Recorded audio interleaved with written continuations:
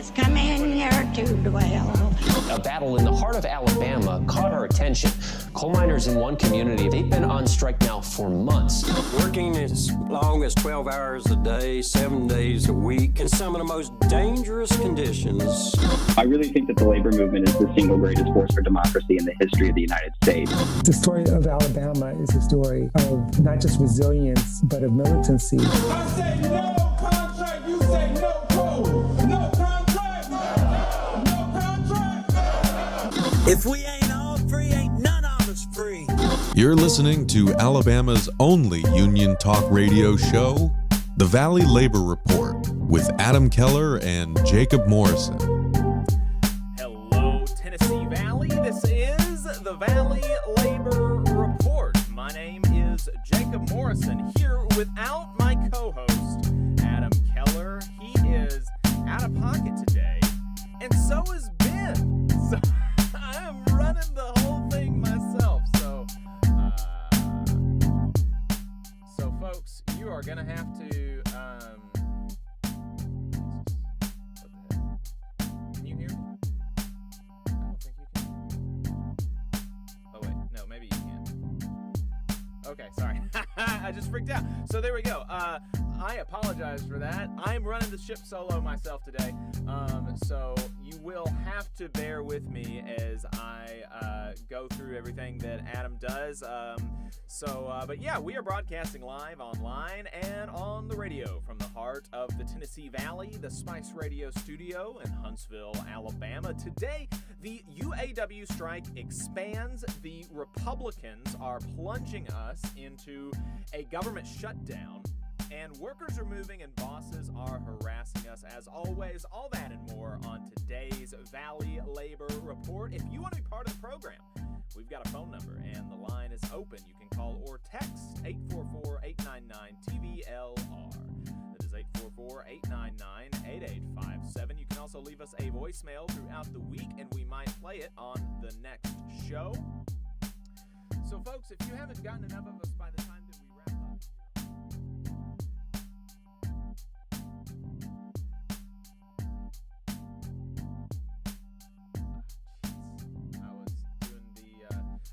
if you haven't gotten enough of us by the time that we wrap up here on the radio, or if you just want to see what we're up to throughout the week, then you can find us anywhere you find anything online, in particular on our website, TVLR.fm. We are also on Facebook, Twitter, YouTube, TikTok, all of those places, all at the Valley Labor Report. Just a reminder, your support helps us stay on the air. Our largest single source of funding comes directly from our listeners, folks. So if you want to help us keep the program running, you can make a one-time donation or a recurring contribution to the program at tvlr.fm/donate. tvlr.fm/donate. If you want to buy our merch, you can go to tvlr.fm/store or patreon.com/The Valley Labor Report. You can also become a patron. If you're a member of a union, then please do consider getting your local union to sponsor the show. You can reach out to us for more details on that. Just want to add a disclaimer that any viewpoints or opinions expressed in this program belong solely to their author and do not necessarily represent any organization or sponsor.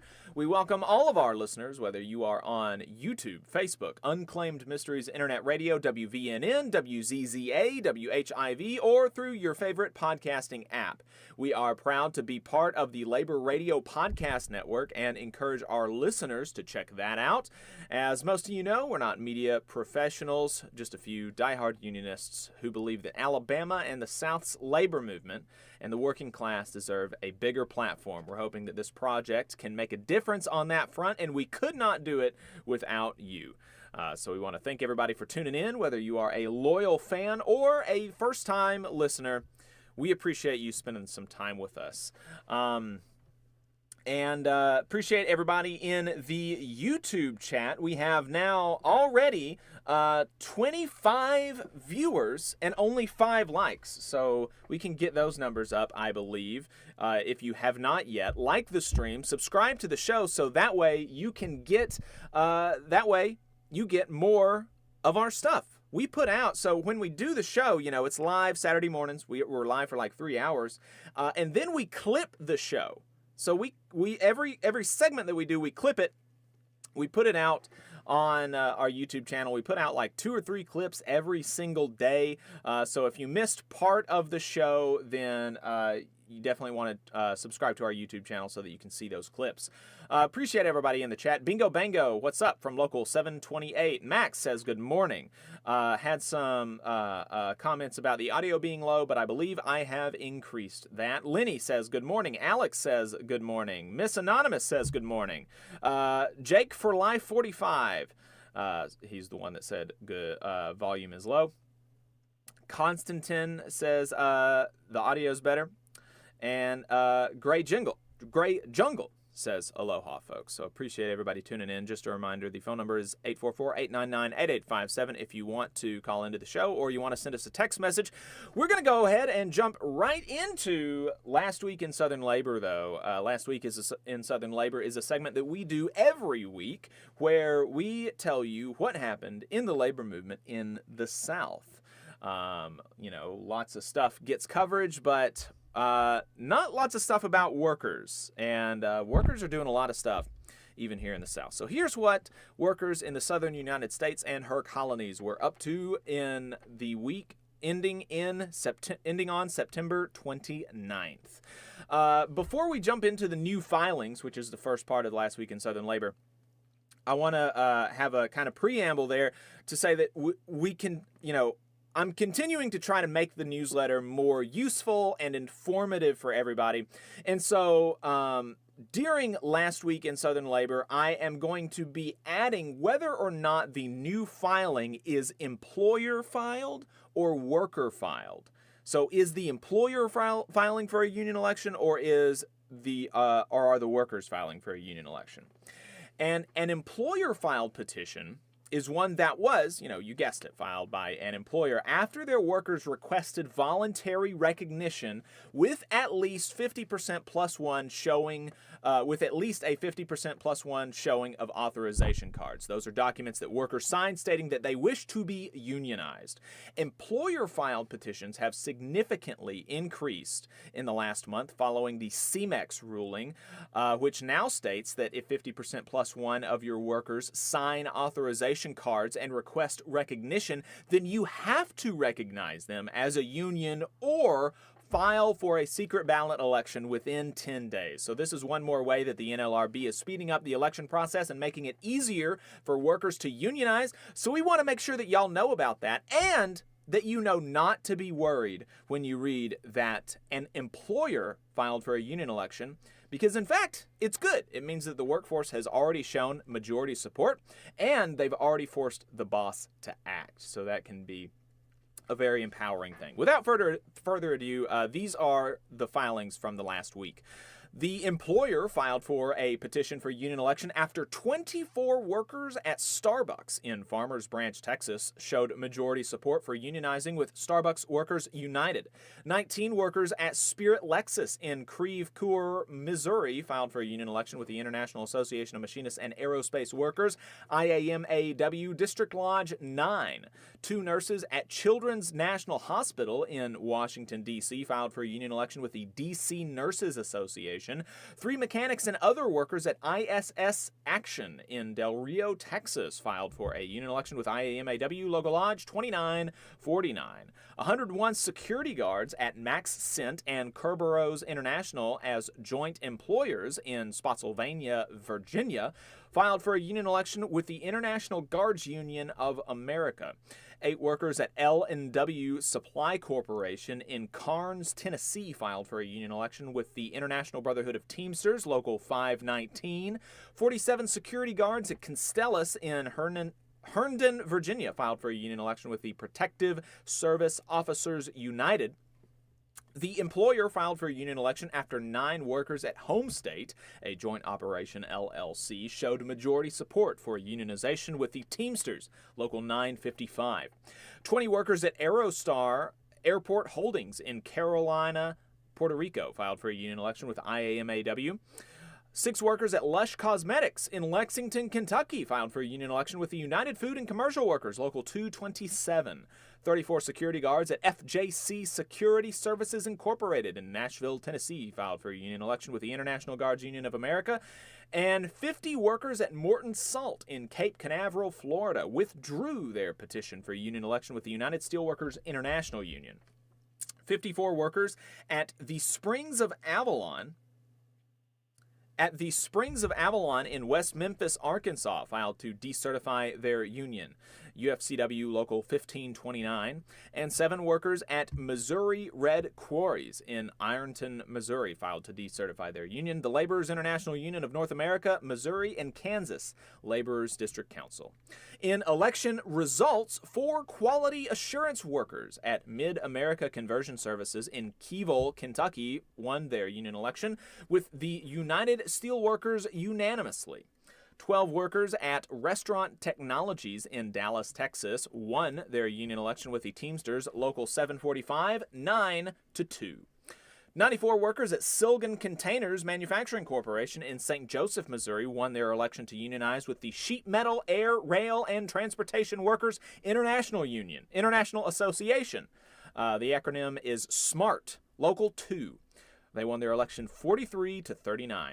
In an election between 2 unions, 29 workers at MV Transportation in Baton Rouge, Louisiana, decided to unionize with the Transport Workers Union over the Amalgamated Transit Union, Local 1546, with 16 voting for the TWU, 2 voting for ATU, and 4 voting for no union at all. 9 workers at French Truck in New Orleans, Louisiana, won their union election with the Teamsters Local 270 unanimously, and 20 workers at Starbucks in Lexington, South Carolina, won their election to unionize with the Starbucks Workers United unanimously. We had a few settlements, grievances, and unfair labor practices that happened last week. The biggest one being that an administrative law judge held that Starbucks broke federal labor law when it withheld new raises and benefits only from unionized or unionizing stores in a nationwide ruling. From Bloomberg, the judge ordered Starbucks to compensate thousands of unionized workers for the wages and benefits they were unlawfully denied. Starbucks argued that giving the pay raises to unionized baristas would have been illegal because federal law prohibits the company from making unilateral changes to union workers' jobs. The judge stated that this argument was not lodged in good faith and would require her to presume that Starbucks and its attorneys, quote, so misapprehended basic labor law concepts that it considered itself compelled to deny wage and benefit increases on the basis of employees' union activities. Starbucks Workers United tweeted in response to that turns out the, quote, we are very stupid, unquote, legal argument did not convince the judge. The Georgia Staff Organization prevailed in an arbitration case where they asserted that they were being denied meal reimbursements by the Georgia Association of Educators, which is an NEA affiliate, despite unambiguous language in their collective bargaining agreement. In strikes and bargaining updates, the staff at the AFL-CIO headquarters has begun informational picketing outside the office in D.C. as they try to bargain a new contract. Pay is the primary issue, with staff, and this is crazy, with staff at the AFL-CIO headquarters saying that they have not received a raise in 9 years. And they say that that has led to a marked attrition in staff and difficulty attracting talent. They have barely more than half the staff they did 7 years ago, and they say that entire departments are now going unstaffed. Alabama school teachers will receive, wait for it, a whopping 2% raise this year, beginning on October the 1st. And I was just told last week that the big scary teacher union secures higher wages than they deserve. Which is weird weird that they are taking a pay cut again this year in real wages when you account for inflation. Very strange. But, you know, I've just been told that I'm wrong. about the teachers union. United Airline pilots secured and then ratified a tentative agreement that includes, among other things, a 40% raise. 188 UAW members at ZF Manufacturing, which is a Mercedes parts manufacturer, are still on strike in Tuscaloosa, Alabama. Shangri-La dispensary workers with UFCW Local 655 in Columbia, Missouri, are still on strike. They began in May. Three Brothers coffee workers with UFCW Local 1995 in Nashville, Tennessee, have been on strike since June, as have Memphis soy protein production workers with the Bakery, Confectionery, Tobacco Workers, and Grain Millers International Union Local 390G.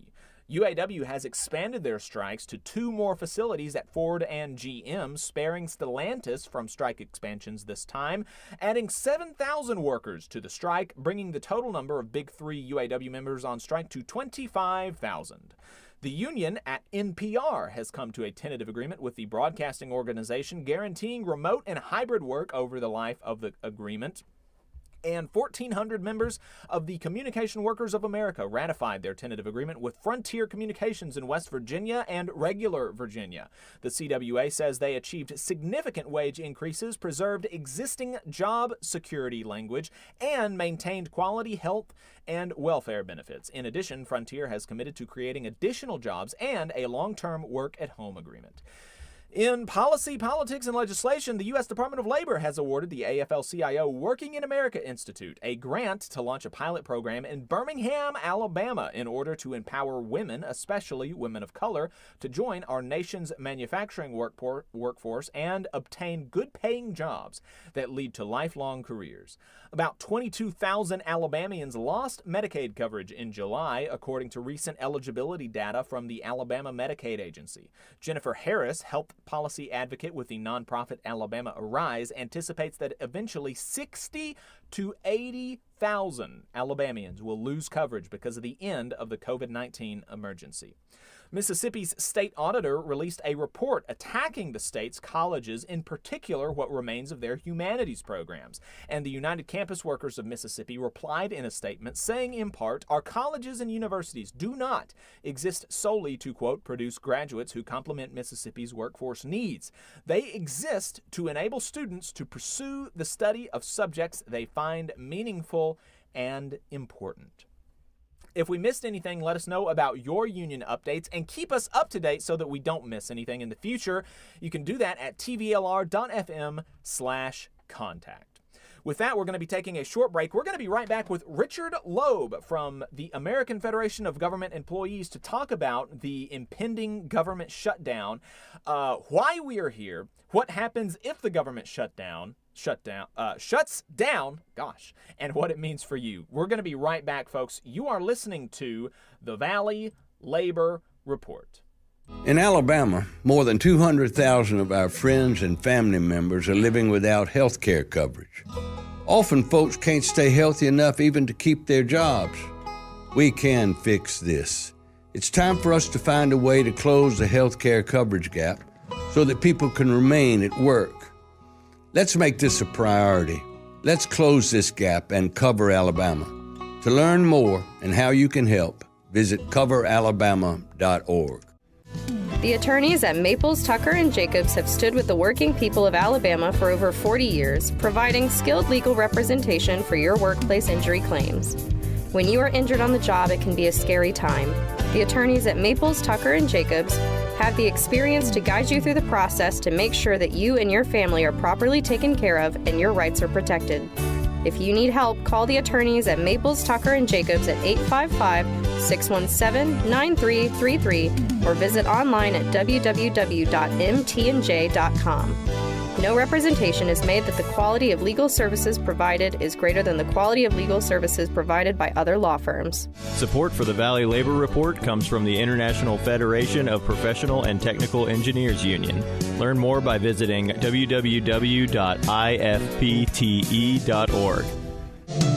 Attention union members, membership organizations, podcasters, or anyone with a payment processing need. The future is here, and your organization needs to be prepared by working with Unionly. With Unionly, your union or organization can take payments on a mobile device, eliminating processing fees, giving you a better price than other payment processing methods, while at the same time supporting a union-friendly business with a specialized skill set to meet your needs. Your members will thank you when they pay their dues at their convenience without waiting in line to deposit cash or check. Start preparing for the future today by calling 206-595-8631 or visiting unionly.io.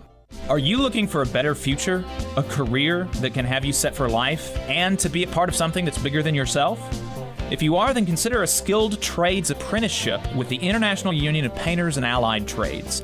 The work of IUPAT is all around us, from the industrial painters who work on the bridges to drywall finishers, floor coverers, the glazers who install the glass in our skylines, and so much more.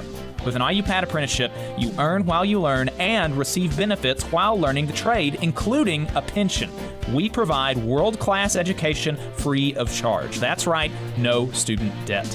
Our starting salaries for apprentices that graduate is above the national median salary with benefits for entire families. And you have the flexibility to take your trade wherever you'd like in the country to work. IUPAT District Council 77 covers our entire region, so give Adam Booth a call at 205-603-3142 for more information. Again, that phone number is 205-603-3142. Come build a better future with us today and join IUPAT. I'm attorney Tommy Sinyard. When you've been injured and need help, you need a lawyer who's with you. Sinyard Law. You need attorneys always available to take care of you. Sinyard Law. And keep you in the loop. It's your case. You need to know what's happening. Sinyard Law. And never a charge to meet with us to evaluate your case. Sinyard Law. A new firm, but an old name. One that will stay with you every step of the way. Sinyard Law, the name with proven results. Support for this program is provided by the International Association for Machinists and Aerospace Workers, Local Lodge 44 in Decatur, Alabama. Learn more at iamaw44.org. Come all you poor workers, good news to you I'll tell, how the good old union has come in here to dwell. Labor creates all wealth should go to labor, and you are listening to the Valley Labor Report. My name is Jacob Morrison, not here with my co-host Adam Keller. He is out of pocket, and so is the typical fill-in host, Ben Job, owner of Spice Radio Studios. So I am running the ship solo today. Appreciate your patience with any technical difficulties that I might have, but I think so far I have done a pretty good job, if I do say so myself. Appreciate everybody tuning in. Just a reminder, the phone number is 844-899-TVLR. You can send us a text message or participate in the chat. We've got about 40 people watching, 24 likes. If you haven't liked the stream, please do, and subscribe to the program. Of course, we are also on terrestrial radio, WVNN, right now. Appreciate everybody listening there, and appreciate the conversation in the chat. So everybody knows, presumably, that we are barreling towards a government shutdown. The federal government is not going to be funded if there is no deal before midnight tonight. And so I figured, who better to talk about this than my union, the American Federation of Government Employees, which is the largest federal employee union in the country, representing about 700,000 federal employees. And here from the American Federation of Government Employees, we have Senior Policy Counsel Richard Loeb. Richard, thank you for taking the time to talk to me this morning. I appreciate it. Thanks for having me on. Absolutely. So I guess the first thing is, why are we here? What's going on? Why have they not funded the government? Well, a lot of theories. Obviously, one is dysfunction in Congress, particularly in the House of Representatives. I have a personal view that there are people, particularly in the House, who actually want to see the government shut down. They're so anti-government that they don't want there to be an active operational federal government. Well, I mean, we saw that actually. There was a House Republican on Twitter yesterday that was remarking on the Department of Education, saying that they're going to be furloughing 90% of their staff if the government is not funding, and saying, yeah, that's good. That's awesome. That sounds like a good start. 90% of the Department of Education being laid off. Well, I wait till they try to get student financial assistance. for people, for people in their district. They're going to find that the Pell Grants and other student financial assistance are unavailable because, first off, they don't have the money. Secondly, even if they had the money, they don't have anybody there to process these applications. So it could be bedlam. Right. And so, the real kind of just the brass tacks of it is that there hasn't been a funding bill. And so there has been, debates about can we do a continuing resolution, or, I don't think that a full year of government funding has been on the table really in these conversations. I think it's all been, are we going to have a continuing resolution or not? And the Republicans tried to pass a resolution, a bill that would fund some amount of the government. And so they say now that it's the Democrats' fault that this bill didn't pass and that it was a great bill. Can you talk to us about what the deal is with that? Well, I mean, I think there's some debate about how great a bill it was.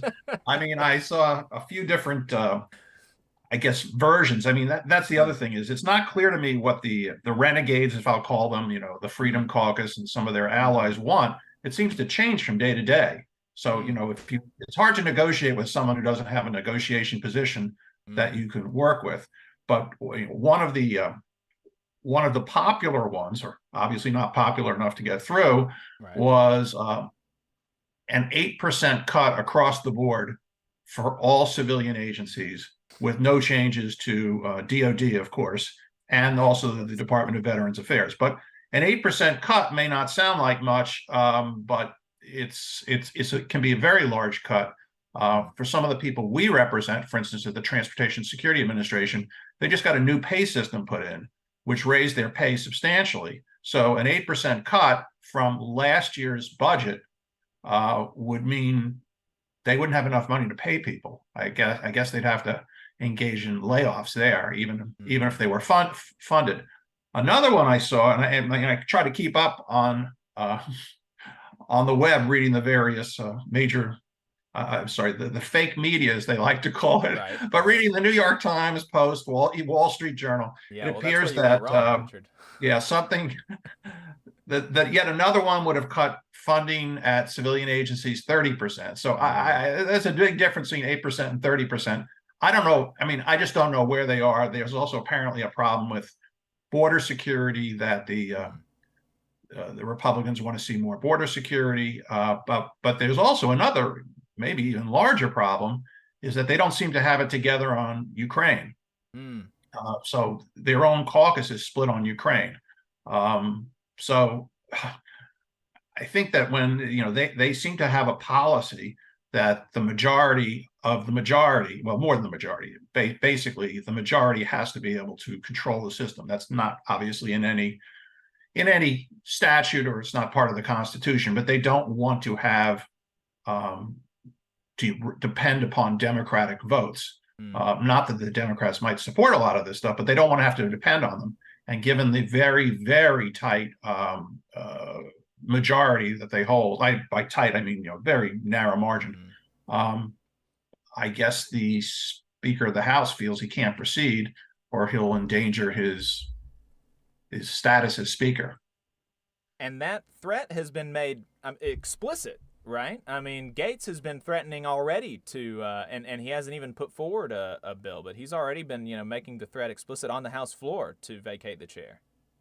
Right, and I guess there was some type of meeting reported in most of the major outlets that the Speaker uttered some unkind words to his caucus when they kind of threatened his speakership. So I mean, it's just all these moving parts, none of which seem to be able to get together on their part.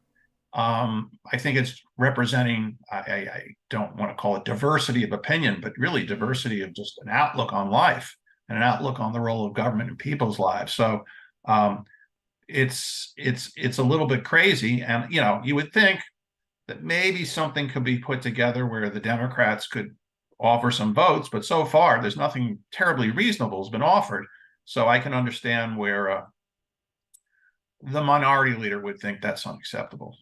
Right. Yeah. So I mean, we're still in a place where, like you said, the Republicans are trying to figure out their position, and so it's been basically impossible for the Democrats to actually negotiate because the Republicans are still trying to figure out. Yeah, I mean, you probably experienced this in your life if you've ever tried to negotiate over, a contract for something, maybe buying something or some services, and the other side you're negotiating with can't tell you what it is they want. So you're negotiating against yourself, and it's the Ukraine thing, which is obviously such a significant foreign policy issue that I don't even know where they can get on that. I mean, they can't. So basically, what's happening, Jacob, is that a small group of people, varying between a dozen to I think 19 yesterday. I had to check the last vote, but a small percentage of the Republican conference is just not going to agree to pretty much anything unless it's totally on their terms, which it isn't clear what those terms are. Right. Do you have any idea if if McCarthy were to try to come with some deal to get Democratic votes, then obviously the ramification for that would be that he's vacated from the chair, or there's a motion to vacate him from the chair. There's an attempt to do that by some of these Republicans who are causing this potential shutdown. Are there talks? Do you have any idea if there are talks among the Democratic caucus of supporting McCarthy being well? Speaker? Yeah, I don't know the procedural niceties of this, whether a motion to carry would require a majority, because if it requires a majority to vacate the chair, then I don't think the Republicans would vote him out, and the Democrats could just sit on the sidelines but I don't think they would be able to do it without a majority of the Republicans supporting them. But I could be wrong, and there might be enough Democrats who would support the motion to vacate that McCarthy would be out of the job. And that would lead to what we saw back in January, but on a very enhanced level, where I don't know who would be speaker. I think there's a procedure for an acting speaker, but that position is not a very strong position and is limited to a number of ministerial activities. And so, that's kind of why we're here, why we are where we are with relation to the government shutdown. And from what it sounds like, there hasn't really been any breakthroughs. And at this point, I don't know that we're expecting any breakthroughs, are we? We're always hopeful, but if nothing happens between now and about 13 hours from now, on Monday, based on the current projections we're getting from the agencies, 800,000 federal employees will be furloughed and sent home. Another large number, there's another 1.2 million, about 2 million civilian federal employees may be asked to come to work and continue working, but in the vast majority of cases, they will not be paid. So obviously, working without pay is not great for morale, not great for a lot of things. There are going to be many secondary effects. Obviously, lack of income to even the people who are working. The people who aren't working leads to economic consequences in their communities. Contractors who depend upon the award of contracts on a fairly regular level we'll see that disrupted, which of course has more impact. You're going to see things like food insecurity programs such as SNAP, the SNAP WIC program. That only has enough money left to last maybe a couple of days. So people who are already suffering from food insecurity will not have money to get food. So that's a very serious problem. I also want to point out, even for people who are, sometimes saying, well, what do federal employees do? That this affects the military as well. And perhaps arguably the most vulnerable in the military. That is the troops, particularly the enlisted. There's 1.3 million active duty military personnel. They won't get paid. So it has an enormous impact on operations. And at some point, the ripple effect across the economy, and I would imagine the reaction of Wall Street can't be positive. Absolutely. And there was another Republican lawmaker that said something about I don't think that the federal employees who get furloughed are going to get a whole lot of sympathy. But I just think that he's wrong about that. I think that people know federal employees, especially in towns like Huntsville. Right? There's a lot of federal employees here, and the fact of the matter is that we are basically just like everybody else in our community. We have there are federal employees here that are making well into the six figures, like many other contractors and other defense folks here, and there are federal employees here that are making $15 an hour, working part-time. Right? I mean, so there, we really, any kind of job that you can imagine, there are federal employees that are doing that, and they're in your community, they're your neighbor, and, I don't think that people really have that, I think that he's underestimating the amount of connection that people will feel with just other workers. And well, the fact is that, people will see the effect directly. Obviously, I mentioned the food and nutrition programs. Of course, those people, the most vulnerable people, will be affected and see the results, first. But if you have to deal with the Internal Revenue Service, forget it. They've already announced that they're laying off 2/3 of their people. The third that will stay on can only work on certain kinds of projects to modernize tax-paying systems. They can't deal with individual taxpayers, can't deal with individual audits.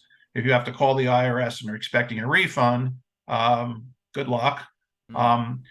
I'm told that Social Security benefits will continue to be paid.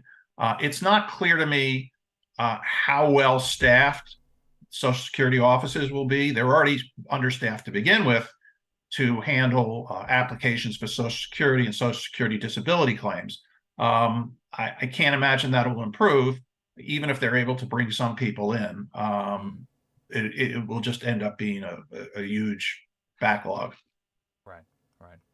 And, of course, the AFGE is, speaking to lawmakers, trying to impress upon them, the importance of funding the government, of not letting the government shut down. Are there any things in particular that you would want to highlight about what AFGE has been doing during this time?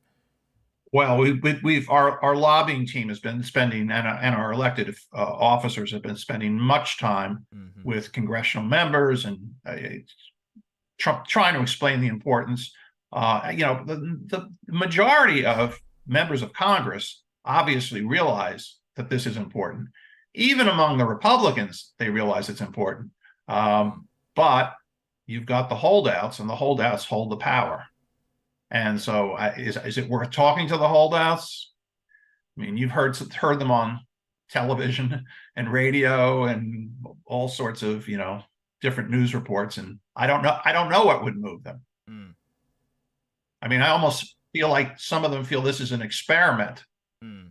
Let's see what happens if we don't fund the government. Will the country fall apart?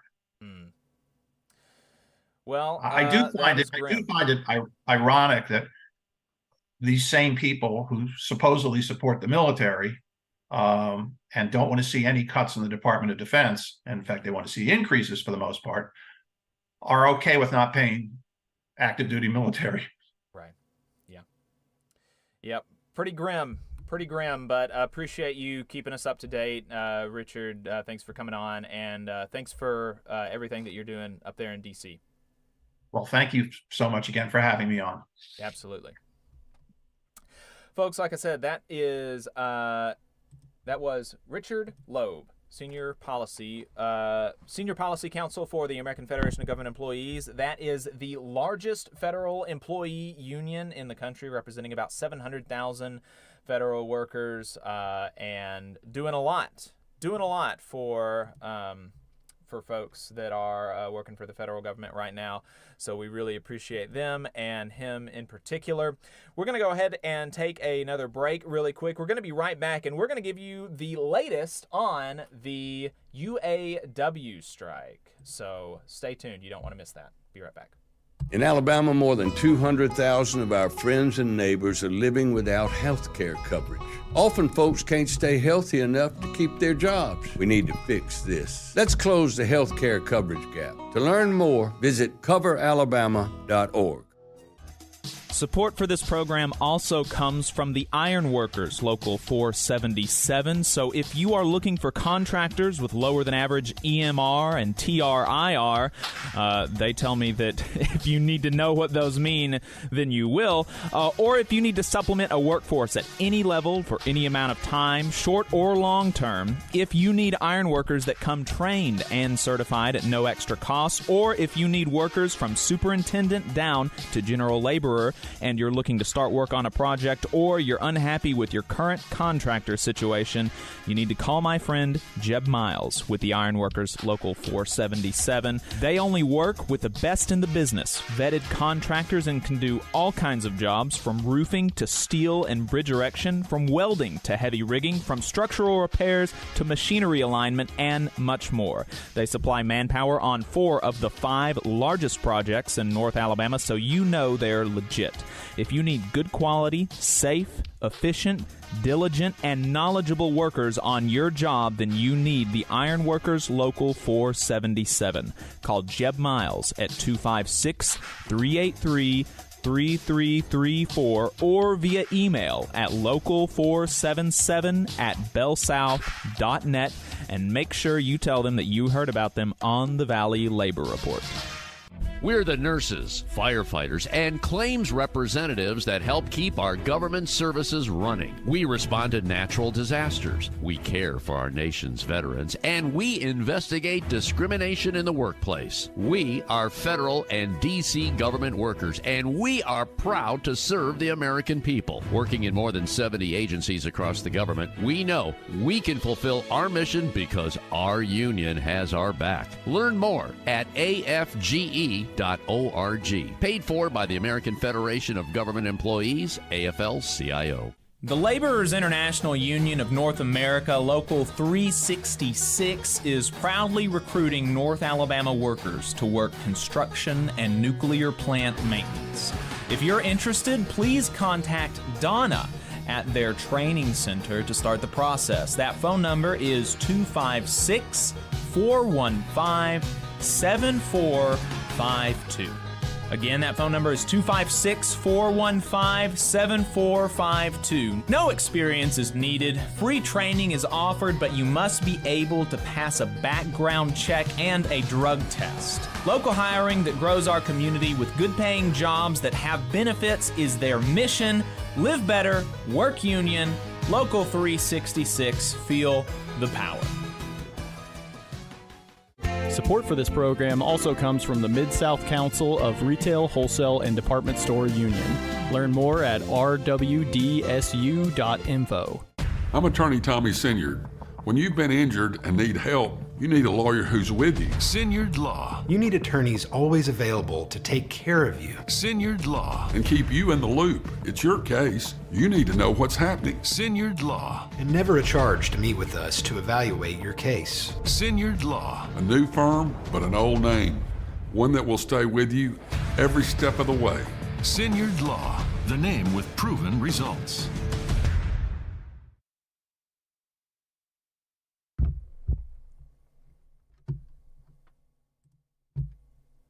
Come on, you poor workers, good news to you I'll tell, how the good old union has come in here to dwell.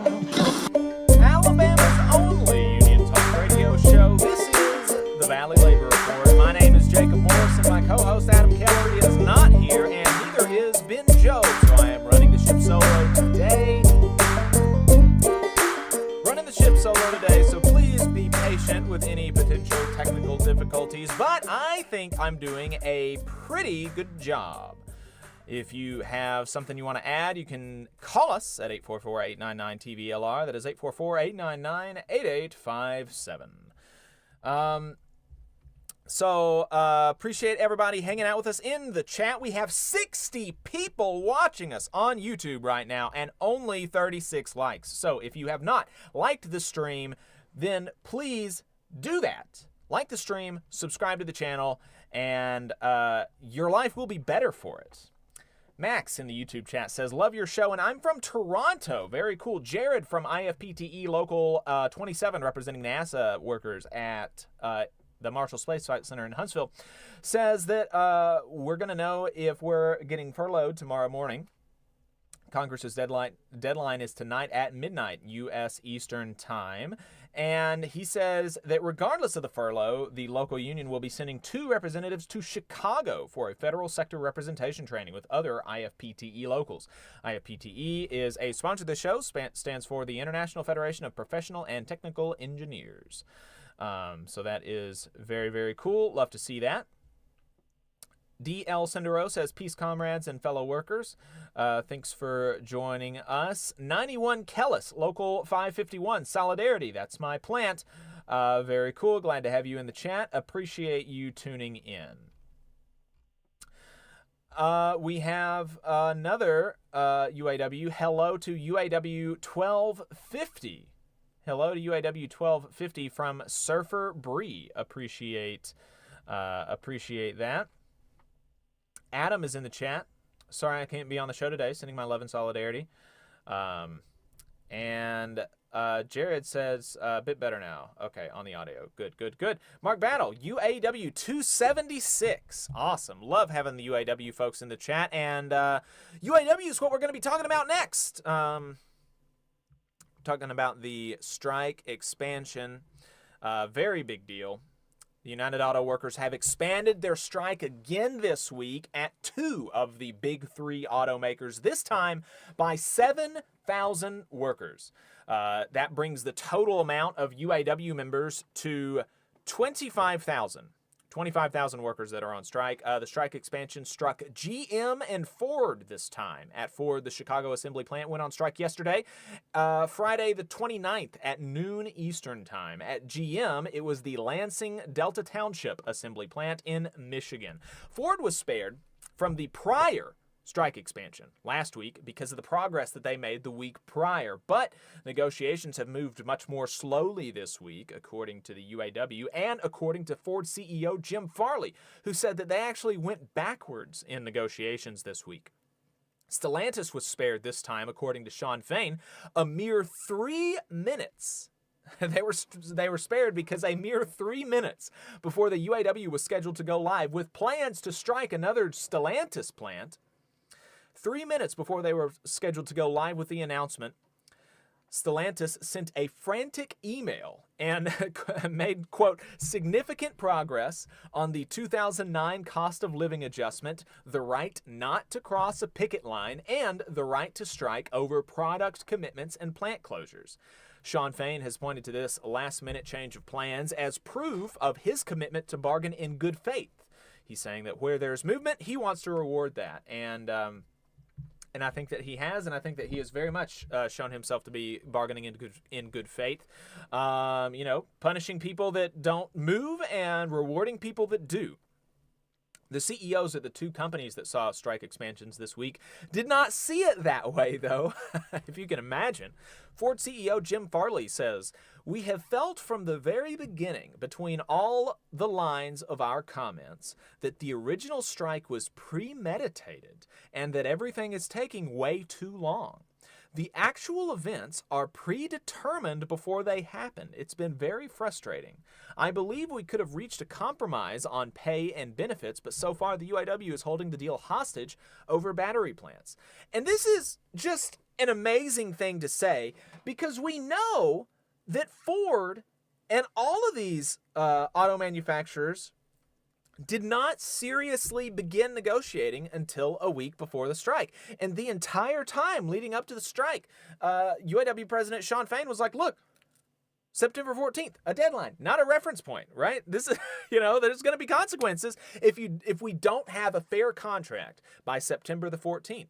And they didn't meet the deadline. So, and so that's what's happening. It's it's just amazing that they can go out there and say this kind of stuff, and that they, don't get pushback from the people that are reporting on their comments. GM CEO Mary Barra was also very critical. She said, it's clear that there's no intent to get to an agreement, which is, again, fascinating to say, because we just saw this week Stellantis being rewarded for movement.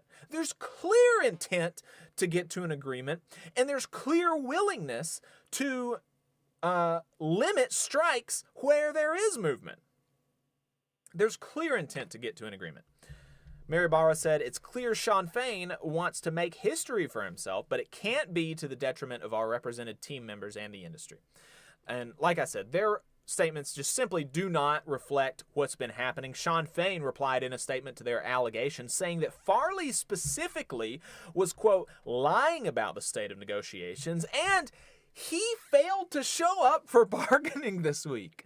Can you imagine going around to the news knowing full well that you haven't been present for bargaining, and then saying that Shawn Fain is the one that doesn't have intent on reaching a clear, reaching a fair agreement?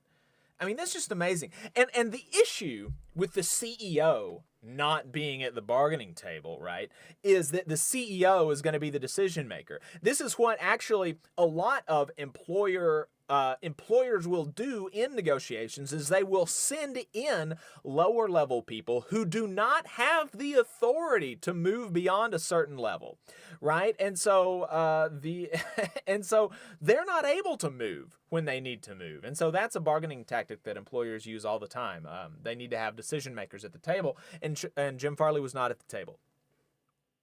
Shawn Fain expanded, it could be because he failed to show up for bargaining this week, as he has for most of the past 10 weeks. If he were there, he would know that we gave Ford a comprehensive proposal on Monday and still haven't heard back. He would also know that we are far apart on core economic proposals like retirement security and post-retirement health care, as well as job security in this EV transition, which Farley himself says is going to cut 40% of our members' jobs. And this is the key thing. If we'll remember, Jim Farley says that Shawn Fain is holding negotiations hostage over battery plants.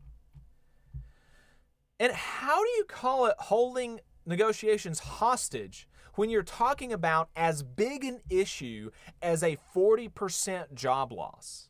It's like, just definitionally have to be a huge part of negotiations. It would be irresponsible for the union not to make that a huge part of negotiations.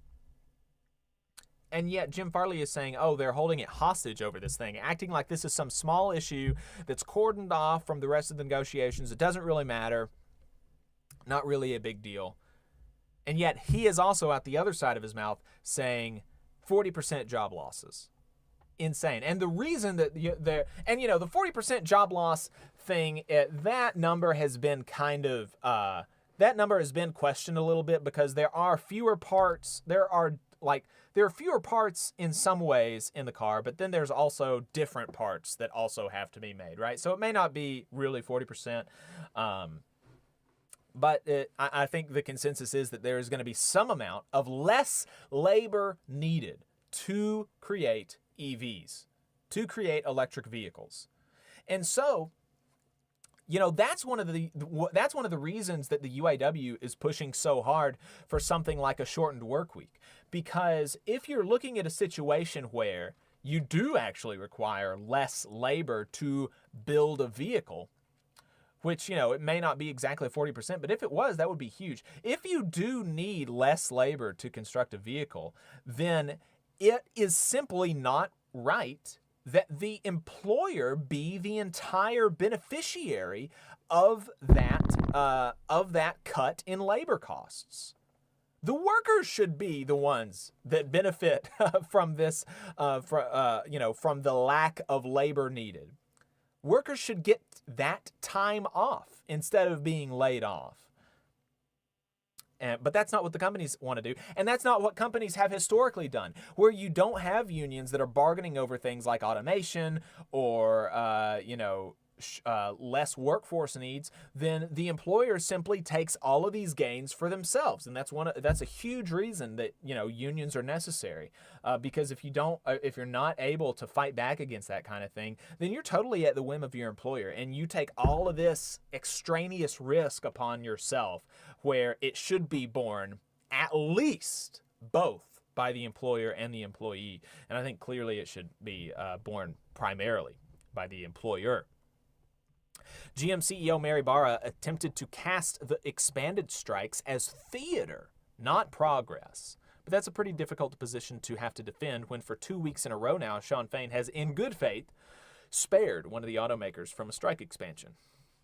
She said, "It's clear there's no real intent to get to an agreement. It's clear Shawn Fain wants to make history for himself, but it can't be to the detriment of our represented team members in the industry. The UAW is pitting the companies against each other. But it's a strategy that ultimately only helps the non-union competition." And this is amazing. This quote is amazing. The UAW is pitting the companies against each other, because that's exactly what the employers have been doing to workers in any industry that you can think of for the past 5 decades. Is pitting workers against each other, both in the United States, even just in the North, pitting locals against one another in the more heavily union North, but also pitting workers in the South against workers in the North. And of course, pitting Mexican workers against American workers, pitting Mexican workers against Vietnamese workers, against Chinese workers, right? There's always an attempt to play the workers off of each other. And so now that the workers are able, finally, in one instance, to pit the companies against each other to try to build leverage for themselves and negotiate a better deal for their members, the CEOs are freaking out. The CEOs are freaking out. And, the fact that the CEOs of these companies are running around like chickens with their heads cut off, like the sky is falling, we should really be seeing mea culpas and retractions from all of the, unserious people on the internet that have been criticizing the UAW for their strike. Of course, we're not going to see that, from people like the Do Dissidents folks, the Revolutionary Blackout Network, Sabrina Salvetti, all of these folks who, by their own admission, don't know anything about unions. They don't know anything about labor law. They don't know anything about union organizing. They don't know anything about collective bargaining, the process of collective bargaining or negotiations or anything like this. They don't know anything about this by their own admission. And yet they're coming out talking about the UAW, Shawn Fain, is selling out the membership. I mean, totally irresponsible. And totally for clicks. And it's difficult to see how, if the UAW is selling out the membership, why is it that the CEOs of these companies are running around with their heads cut off? Like they've got, like chickens with their heads cut off. But anyway, they're not terribly relevant in the grand scheme of things. They just really get in my craw. But, another thing about Mary Barra saying that there's no real intent to get to an agreement. That's also a pretty difficult position to have to defend when she also didn't show up for bargaining last week. I mean, neither Mary Barra nor Jim Farley showed up for bargaining last week. And yet they are trying to make us believe that Shawn Fain's the one that doesn't want to reach an agreement.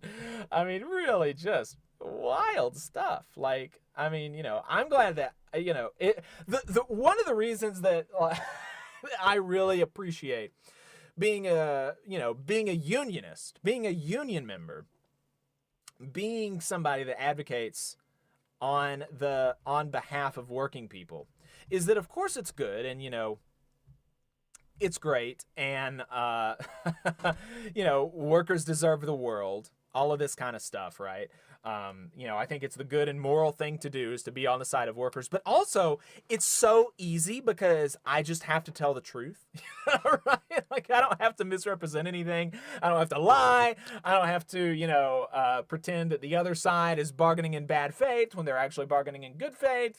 Like I can just tell the truth. I can just tell people what happened, and it's going to be to the benefit of my side, quote unquote, the side of the workers. So that's a very, that's a very helpful thing to be able to do is just tell the truth. You don't have to remember what lies you're telling. So that's great. We've got some more people in the chat. Matt from UAW Local 12, home of the Jeep Wrangler. Love listening to your videos and the updates you provide. Appreciate it, Matt, and thank you for your work for Jeep, creating some very cool vehicles, and also your work on behalf of the working class. Patrick says UAW 276 here also. Mark was another 276 employee, 276 member out here. So that's pretty cool. Got a couple of members from 276. We have Added Up says 90% of those batteries are made in China. That's why the 40% job loss is probably low. That could be part of it, yeah. Brandon says, good morning, fellow workers, in solidarity with UAW fellow workers on strike. Indeed. Jules says, presumably with reference to the whipsawing is the kind of tactic that we call pitting workers against each other. That's one of the oldest tricks in the book. And indeed it is. Mr. Anderson says, when the big three should be offering generous retirement deals, they're instead treating all their employees like temps when it comes to job security in the transition to EVs. Indeed. That's exactly right. Fast Freddy said, this is the unflooded part of New York City. We're okay. MTA NYC Local 100 is in full solidarity with the UAW strikers. Go get them. Sean, UAW all the way. Go! That's the username, Local 51 DACM. Appreciate you tuning in. Mr. Anderson says solidarity forever, UAW 900. Very, very cool. Very cool. Love having all of y'all in the chat. There were a lot of other, there were several other updates on the UAW situation. But first, I want to get to our other regular segment that we do during the show, Boss Watch. So, we've got two basically regular segments. We've got Last Week in Southern Labor, and we've got Boss Watch. And both of them are an attempt to try to, push the balance of media coverage about workers and bosses. And, really, the issue that I see is that workers are not talked about. When we are talked about, we're talked about as like greedy or lazy or all of these kind of stuff, especially if we are fighting for more. We're always pit against each other, pitting workers against consumers when consumers are also workers, right? I mean, how do you consume if you don't have labor, if you don't have income from your labor, or you don't get income from somebody else who labors, right? So consumers and workers are actually not in conflict. We're the same. We're the same people. We're the same people. And so it frustrates me, the coverage that we see of workers, but also the coverage that we see of employers, because all of the coverage that we see in the media of employers are talks about, the Chamber of Commerce is doing this great thing. This employer, look, they gave a scholarship to these people. It's always good and nice stuff. And we know here on the Valley Labor Report, and if you listen to us in the audience, we know that actually employers are in many ways like a criminal syndicate. They break the law so much more often than the rest of us, and with much greater, to a much greater degree, right? To a much greater detriment to society.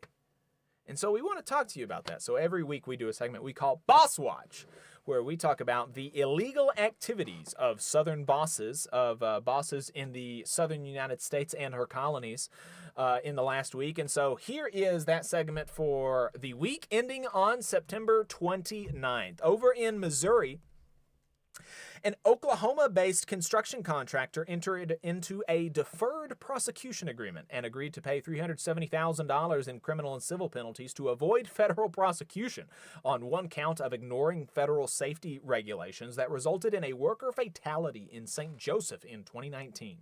The action follows an investigation by the U.S. Department of Labor's Occupational Safety and Health Administration that found Skinner Tank Company did not require employees to use fall protection while working on the roof of the 56-foot soybean storage tank, nor provide fall protection training. On October 14, 2019, an employee on the roof died after falling more than 50 feet to the ground. OSHA's inspection also revealed that, and this was the craziest thing, this is why I decided to put this in the, expand on this rather than putting it in the dishonorable mentions. It's crazy. OSHA's inspection also revealed that the company provided inaccurate safety information to its employees by telling them that wearing fall protection actually presented a greater hazard than not wearing it. I mean, how do you, that's astounding. After issuing civil citations, including willful violations for failing to require the use of fall protection and provide fall protection training, and proposing $415,000 in penalties, OSHA made a criminal referral to the U.S. Department of Justice under the criminal provision of the Occupational Safety and Health Act of 1970. Under the Deferred Prosecution Agreement filed in U.S. District Court for the Western District of Missouri on September 5, 2023, Skinner Tank Company must pay a monetary penalty to the United States Treasury of $175,000 and an OSHA penalty of $195,000. In 2021, nearly 1 in 5 workplace deaths occurred in the construction industry. Just over 1/3 of construction deaths were due to falls, slips, and trips. Of these, almost all were from falls at a lower level. The construction industry accounted for 46.2% of all fatal falls, slips, and trips in 2021. The Bureau of Labor Statistics reports, and that's a really important thing to understand. And hopefully, when you hear stuff like this, it makes you as an employee be more careful, and it makes you as an employee more willing to challenge your boss when they try to make you do unsafe stuff. Because even this kind of stuff, I actually just got an email from my workplace talking about how we've had contractors, we have in the last year a contractor die doing pretty routine stuff, like with there was like an incident with a chainsaw. And, that's not, everybody's used a chainsaw. Most people have used a chainsaw. And yet this kind of routine thing resulted in somebody's death, and it didn't have to. So be safe on the job and be willing to challenge your boss. In Florida, a U.S. Department of Labor investigation has recovered $120,000 in back wages for 24 employees after an Orlando franchisee of Chicago-based pizza franchise Giordano's. That made me really sad. I love Giordano's when I go to Chicago. But this Chicago-based, or this pizza franchise, Giordano's in Orlando, denied the workers overtime wages and paid servers only in tips. Like they withheld all cash wages. Like they just said, we're not going to pay you at all. You only work for tips, which is, how do you, I mean, that's a pretty blatant thing. We're just not going to pay you at all. Wild. The department's Wage and Hour Division found that Sand Lake Pizzeria, LLC, which operated the Giordano's pizza franchise location, did not pay servers a time and 1/2 rate for all hours over 40 in a work week and made servers work for only tips with no cash wage, which are both violations of the Fair Labor Standards Act. The employer also failed to complete time and payroll records, which is another FLSA violation. During the investigation, the employer told the division they contracted a third-party service provider to manage payroll functions and claimed the provider did not raise concerns about the employer's pay practices. But guess what? It's still your responsibility. Oh, man. Staying in Florida, Waste Pro of Florida, which is, you guessed it, a waste collection, recycling, processing, and disposal company based in Longwood, Florida, violated federal law when it subjected black employees to racist slurs and then retaliated against them for complaining about the behavior, the U.S. Equal Employment Opportunity Commission charged in a lawsuit. According to the filing, Waste Pro employees at its Jacksonville location regularly used the N-word in front of black employees, including a white employee telling a black Haitian American, "Go back to Haiti," N-word, and "y'all don't belong here," and "go back on the banana boat," and other racial slurs. After an employee complained, a stuffed monkey waving an American flag was left in his work area. and Waste Pro retaliated against him for reporting the discrimination. The EEOC filed its suit against Waste Pro in the U.S. District Court for the Middle District of Florida after first attempting to reach a pre-litigation settlement through its conciliation process.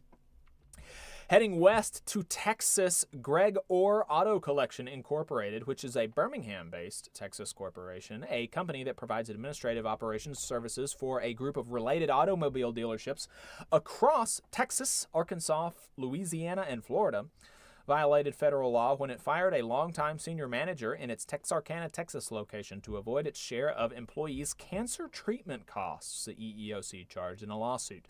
According to the lawsuit, on February 11th of 2020, Greg Orr Auto fired the 65-year-old employee without prior warning and informed him that his health insurance coverage would end effective immediately. This came just weeks after the employee received billing statements for a costly surgery the employee underwent in late 2019 to treat a serious cancer. Greg Orr Auto maintains a self-insured health care plan that makes it directly responsible for its employees' medical expenses. The company knew that the employee's cancer treatment would generate ongoing health care costs and therefore replaced him with a significantly younger worker in his mid-30s, the EEOC said. The EEOC filed suit in the U.S. District Court for the Eastern District of Texas after its Birmingham District Office unsuccessfully attempted to reach a pre-litigation settlement through its conciliation process. The EEOC is seeking monetary relief, including back pay, liquidated, compensatory, and punitive damages, as well as injunctive relief designed to prevent such unlawful conduct in the future. We have several dishonorable mentions this week. I had to trim it down. Adam sent me like 30 press releases, so I can't cover 30 stories, but 30 press releases from the EPA, the EEOC, and the DOL. I can't cover all of that, so I had to narrow it down. But here's a few of the highlights or lowlights, dishonorable mentions as we call them.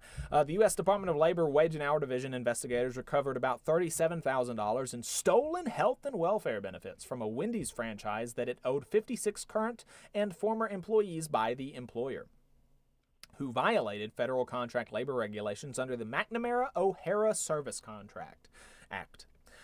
The EEOC alleges Hank's Furniture in Pensacola, Florida, violated Title VII of the Civil Rights Act when it did not, but could have, without undue hardship, accommodate an employee's request for religious exemption to a COVID-19 vaccination mandate. Now, that's interesting, and I wanted to include that because I have never seen anything like that before. And in fact, if you're a longtime listener to the show, you'll know that we covered the Machinists Union Local 44 locally, their fight against United Launch Alliance, against their vaccine mandate in Decatur, Alabama.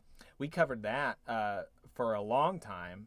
We provided several updates on it, and that's just kind of a funny story because ULA is a huge funder of Yellowhammer News, which is a right-wing propaganda outlet here in the state of Alabama, who say that they don't like COVID-19 vaccination mandates, but you may be surprised to know that they did not report on that story once during the during the saga, aside from one instance where it was mentioned in a news roundup. One time.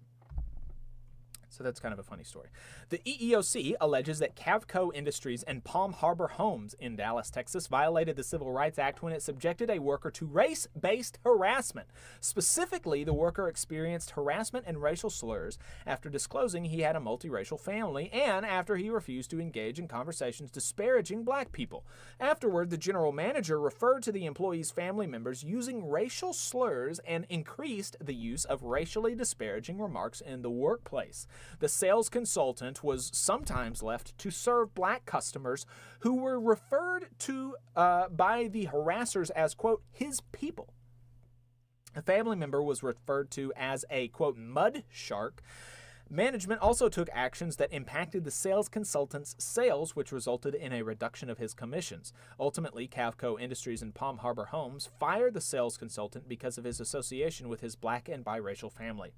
The U.S. Department of Labor's Mine Safety and Health Administration completed impact inspections at 14 mines in 10 states in August, issuing 246 violations. The U.S. Department of Labor Workplace Safety Investigation found that a Caney contractor could have prevented a trench collapse that fatally injured a project manager at a McAllister worksite in Oklahoma City, Oklahoma in May of 2023. The agency has proposed $82,000 in penalties. A U.S. District Court judge ordered Cypress Solutions to restore $575,000 to the retirement savings plan after it failed to follow its own governing documents regarding the use of forfeiture funds for several of its 401k plans. And finally, the EEOC is suing Asphalt Paving Systems for race-based discrimination and harassment. The EEOC alleges that black workers were subjected to the open use of racial slurs and racist comments, including the N-word, by employees and managers. Black employees were also subjected to demeaning working conditions, such as being required to work without breaks while white employees watched, and being forced to relieve themselves outdoors while white employees were taken to indoor bathrooms.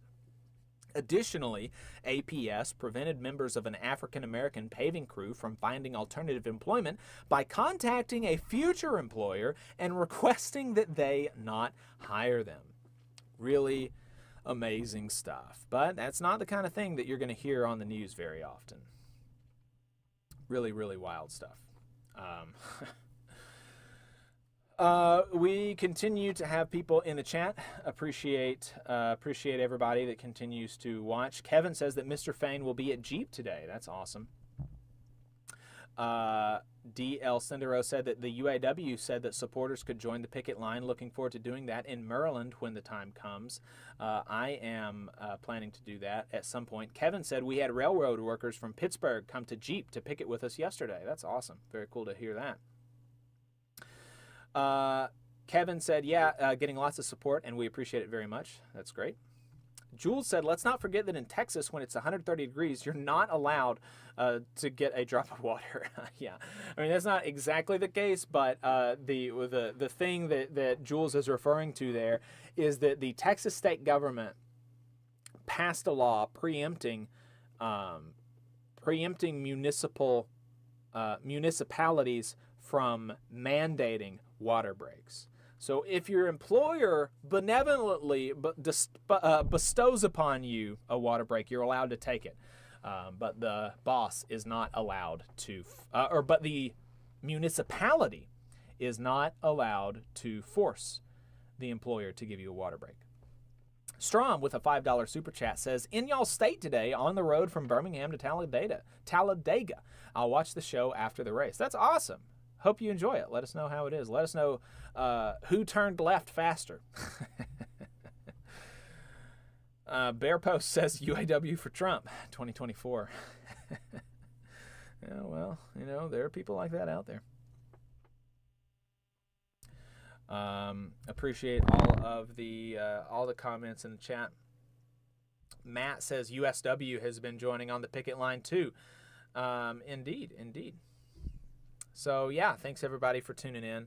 Thanks, everybody, for watching. We've got 65 people watching us on YouTube and only 58 likes. If you have not liked the stream, then please do, and also subscribe to the show if you haven't yet. We've got a phone number. The line is open, 844-899-TVLR. That phone number is 844-899-8857. You can also send us a text message, and we might read it. I'm actually going to text messages right now, one from a 907 area code. Does the new NLRB decision mean that we should expect to see new Starbucks unionized stores forced to get a contract? I know the CEO said he refused to negotiate a contract. Does this ruling change this? And no, unfortunately not. The NLRB does not have new authority to mandate first contracts. So the latest NLRB decision does not change that, unfortunately. But it does make it easier for workers to unionize and make it easier for employers to be held accountable when they violate the law in their attempt to stop their employees from unionizing.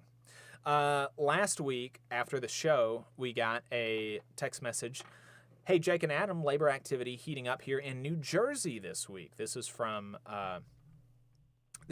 Jack in New Jersey.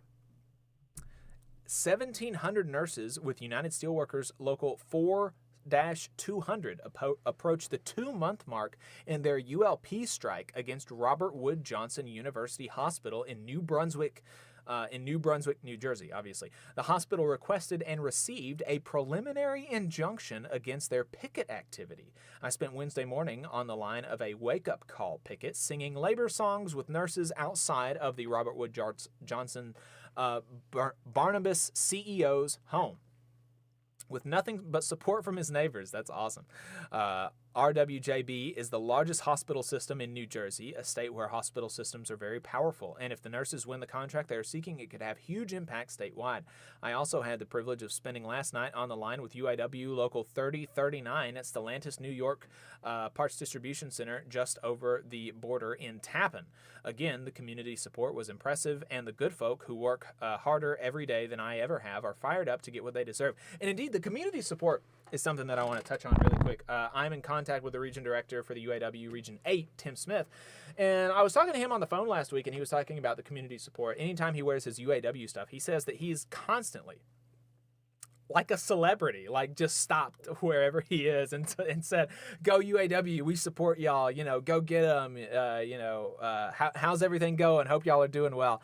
And that was a really cool thing to hear because we've been hearing and we have been telling you about all these polls showing that there's huge support, not only for the UAW strike, but for the writer's strike, for the actor's strike, for unions in general.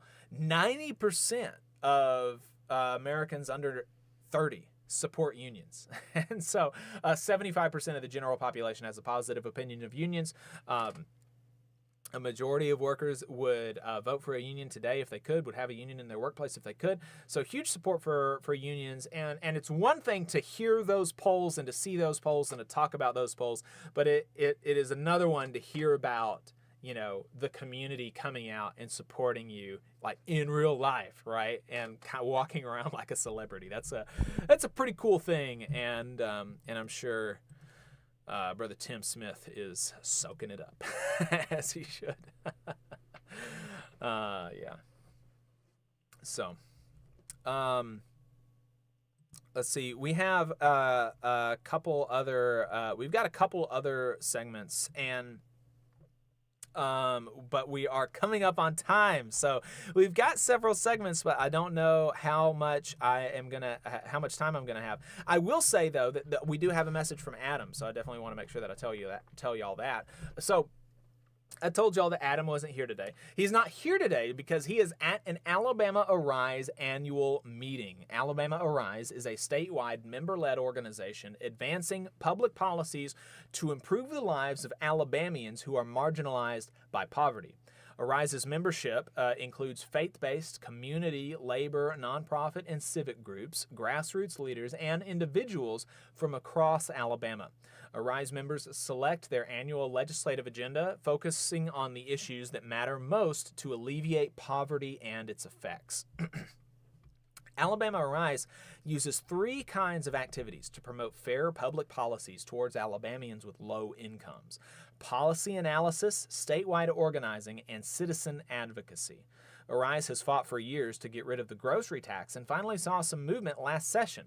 Through their Cover Alabama coalition, Arise is a leading voice for expanding Medicaid in the state of Alabama, which would provide health care to hundreds of thousands of low-income Alabamians and would save those people who were just kicked off of Medicaid. I told you earlier in the show about 22,000 Alabamians who were just kicked off of Medicaid.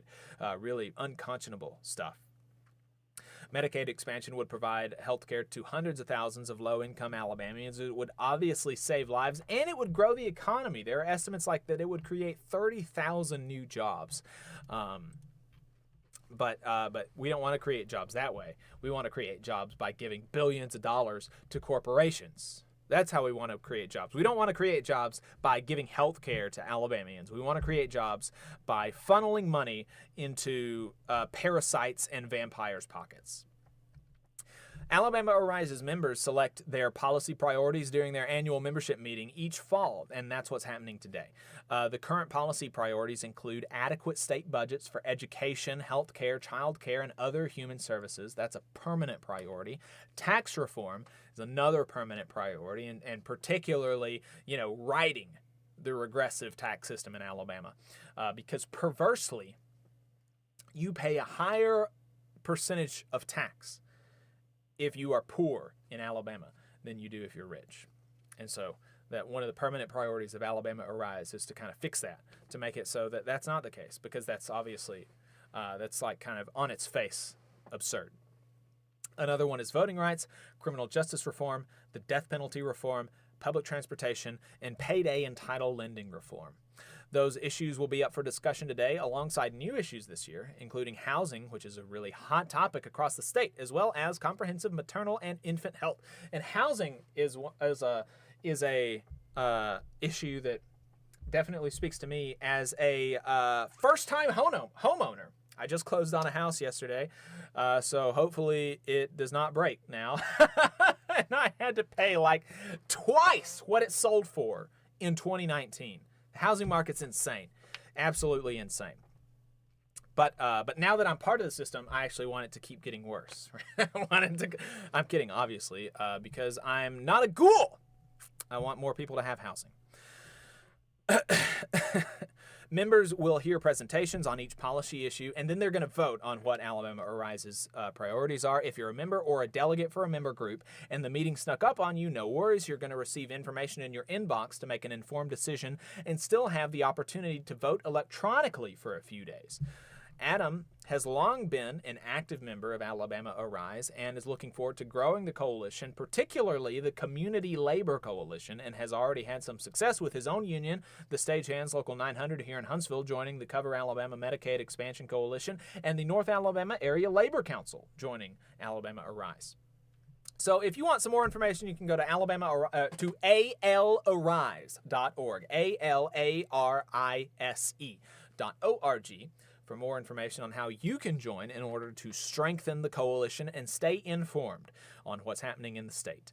The more that those of us who want to see positive change link up and work together, the closer we can come to the better Alabama that is not only possible, but necessary. So we appreciate Adam's work for Alabama Arise. That is going to... Pittsburgh Dude 87 says, you should have waited for the housing market to crash before buying your house, Jacob. Yeah, well, I don't know that that's going to happen here in Huntsville. I think that the Huntsville housing market is kind of unique. But maybe it's not. I could have just bought a house in 2007. Let's hope not. That's going to be it for us today on the show. Here are a couple plugs. Labor Notes, of course, always has trainings going on. LaborNotes.org/events. If you want to see what's going on this month, they're doing their Secrets of a Successful Organizer training.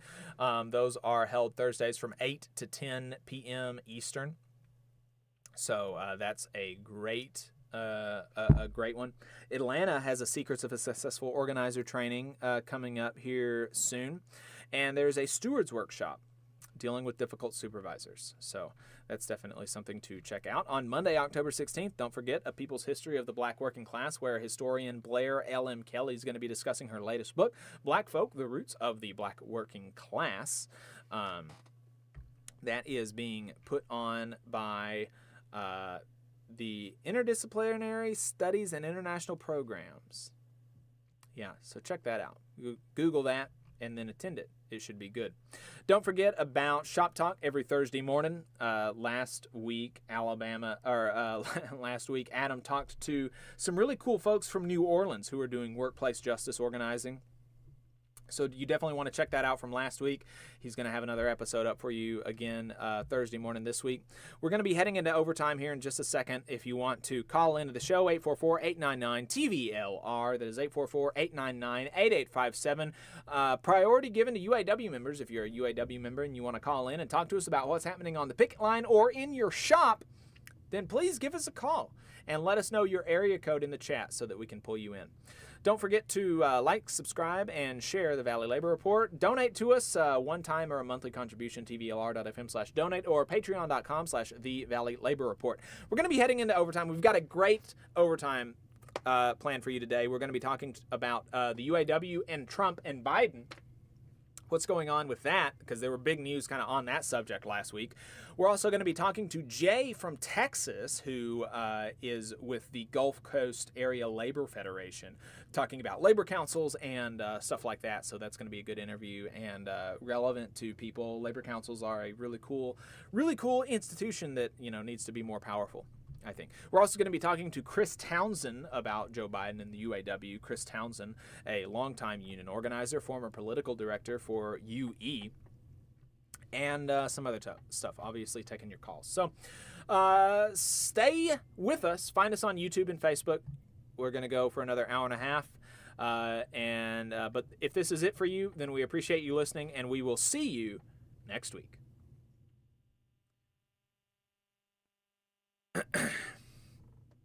All right. That's it for us on the radio. We're off the radio now. We have freed ourselves from the shackles of the FCC censors. Mr. Anderson says, speaking of Alabama, UAW workers strike Mercedes-Benz supplier in Alabama. Yeah, we talked about that. We actually had somebody on the show from that local. If you want to check that out, you can go to our YouTube page. Check that clip out. It's a pretty good interview. The McFun Santiago says, from New York Local 804, love your show. Thank you. Appreciate it. NYC MTA Local 100 solidarity with UAW. Free American 2020, where does NYC MTA Local 100 stand on the UAW strike? I think that was probably a joke because Fast Eddie in the comments put that in 3 times. Jose says, bien dia a todos. Appreciate that. Welcome, Jose. Jose says, Trump was at my city, Anaheim, yesterday, presumably talking about the California GOP speech that he gave. That's pretty wild. All right, so yeah, we're going to go ahead and take a break really quick. I'm going to go get some water, and then we're going to be right back with Chris Townsend and first Jay from Texas. Then we're going to talk to Chris Townsend. We got some clips for you. We're going to be taking your calls, 844-899-TVLR, 844-899-8857 if you want to call in. We'll be right back. Stay tuned, folks. You're listening to the Valley Labor Report.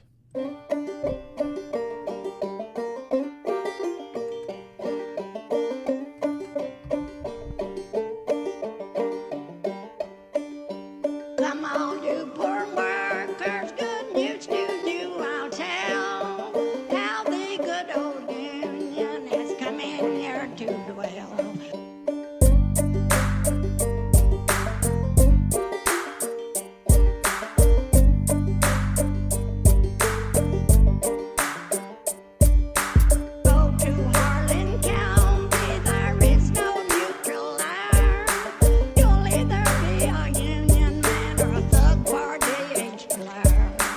Which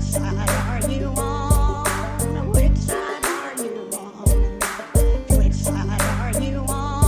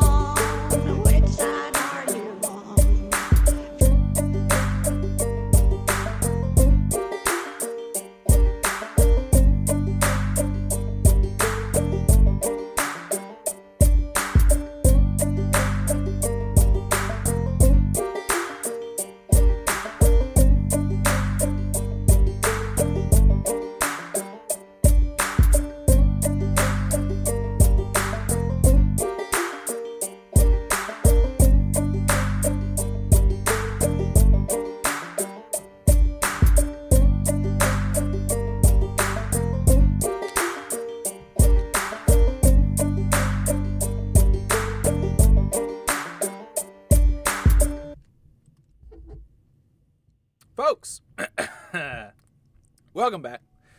You're still listening to the Valley Labor Report. This is Alabama's only union talk radio show, but we're now not on the radio. We are online only. This is the second half of the program where we have freed ourselves from the shackles of the FCC censors. We got a whole second half of the program for you, folks. And I'm still by my lonesome here in the producer box, running the show by myself. Appreciate your patience as I work through any technical difficulties that I might have. Phone number is 844-899-8857. Phone number is 844-899-TVLR. Appreciate everybody tuning in. We got a good viewer to like ratio right now, so I'm happy with that. So let's get to this. Like I said, I have some clips for you, so I want to play this because it's pretty good clips. So I was talking about Trump and the UAW and Biden, and we're going to get some more analysis from Chris Townsend later on in the program about the UAW and Biden. But I just wanted to kind of update you on what was happening last week. And what happened last week is that the strike expansion, which was, again, to 2 more facilities at 2 of the big 3 automakers, brought the total striking UAW members to 25,000. Comes on the heels of a pretty unprecedented week for labor, all brought to you by the UAW's militancy against corporate greed and their pushing rather than capitulation to the Democrats. Just a reminder, before last week, never in American history had a sitting president of the United States been on a picket line. Never before. And, look, if you want to, get too clever by half and say that this is not a big deal and say that we should not celebrate that, that's fine. You're welcome to your own opinion. But I do disagree with it. I respectfully disagree with it. I think it is a big deal. Is it the same as UAW members getting a good contract, which is ultimately the material thing that really matters? No, it's not. But it's important, and it's good, and it is helpful to the UAW in their fight against the big 3 automakers, because it shows the big 3 automakers that that Biden cannot, at least publicly, go against what the UAW is doing. And so they're not going to be able to rely on that help from the state that they might otherwise be able to rely on. So it's a good thing. It's a good thing, I think, in my opinion. Similarly, I know that at one time, Republicans, they cared about labor. Back during the Civil War, when Republicans were, the home of socialists and progressives and radicals.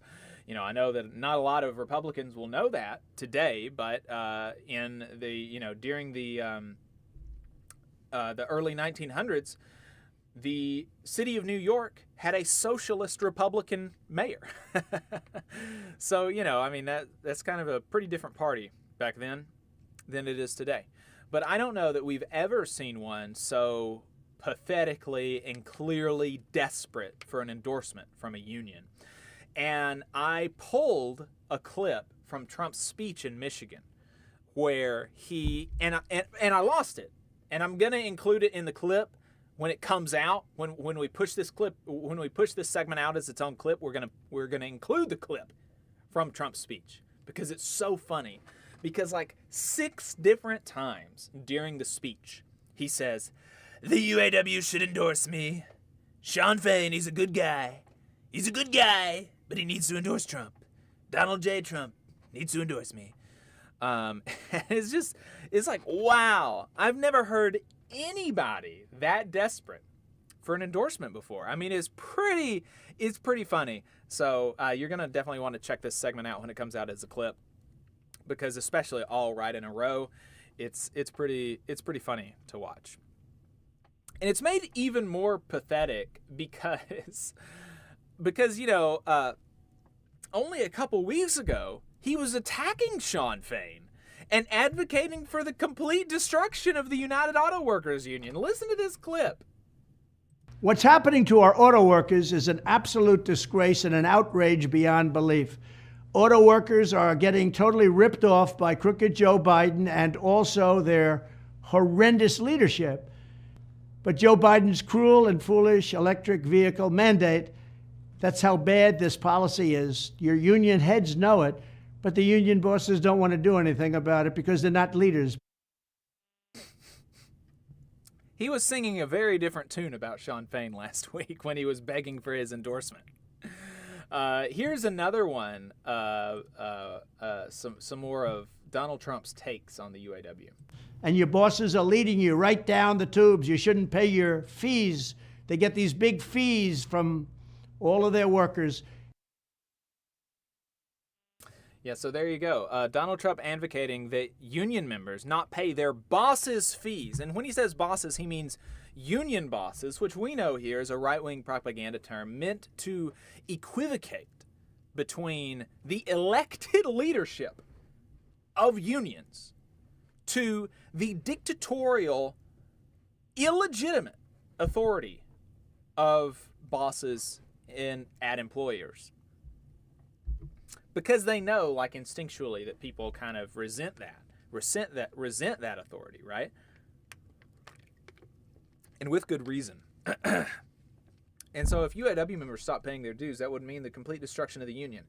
And so, yeah, that was what Trump was saying a couple of weeks ago. But last week, he was really begging for their endorsement. So, you know, really a shady and slimy guy, this guy. But you know, he pretended, he kind of made some noises about supporting the strike. But what he was really doing was supporting a strike that doesn't exist. Because what he did was he made some noises about supporting their fight for better wages and working conditions, but he said that they're not really fighting for the right thing. The workers don't know what they need to fight about. Donald Trump knows what they need to fight about, and what they need to fight about is Joe Biden, and they need to strike by voting against Joe Biden in the next election. And you know, it's not exactly a great analysis about what a strike is, but it was all around, you know, why the UAW should support him. It was not about the UAW fight on its own merits, which is what the UAW wants, which is what workers want. We don't want you to only come support us for your own political agenda. We just don't do that. We don't want you to do that. If you're going to support us, then support us, and we're going to welcome it. And regardless of what party you're from or really who you are, and I have. And so many workers have bona fides of that kind of thing. Unions have the bona fides about we'll support. We're happy to accept support wherever it comes from. And specifically, you know, I've been talking about this lately in relation to this. Back in 2020, the TVA was trying to outsource about 80 jobs, including about 20 to 40 here in Huntsville. And the union was attacking the TVA and actually got Trump to stop it. And over the course of this, the union had Jeff Sessions speak at a rally against the outsourcing of these TVA IT jobs. Happy to have that. Happy to have Jeff Sessions speaking in support of the workers. Happy to have Donald Trump actually do the thing to stop the TVA from making that happen. But we're not super interested in you trying to sell us on voting for you. Also, he made these comments from a non-union auto parts manufacturer at the request of the boss, who was connected to Trump by the National Right to Work Foundation. They handed out signs to the crowd that said union members for Trump, which is that's a thing that I acknowledge exists, right?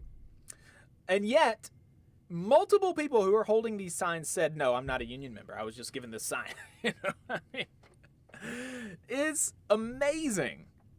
And despite all of this to say that this was clearly not a union rally, this was clearly not a UAW rally, this was not a rally to support UAW workers. This was a scab rally at a non-union plant put together by sworn enemies of the working class. And yet the mainstream media, which I'm always told has a left-wing bias, who hates Trump, wants to do everything they can to keep him out of power. The mainstream media gave Trump a whole week of headlines Trump to visit the picket line. Trump to visit striking workers. Trump. All of these things. It's all a lie. It was not true. And we knew that it wasn't true going up to it. And yet they gave him just a whole week of these headlines. Really, really crazy stuff.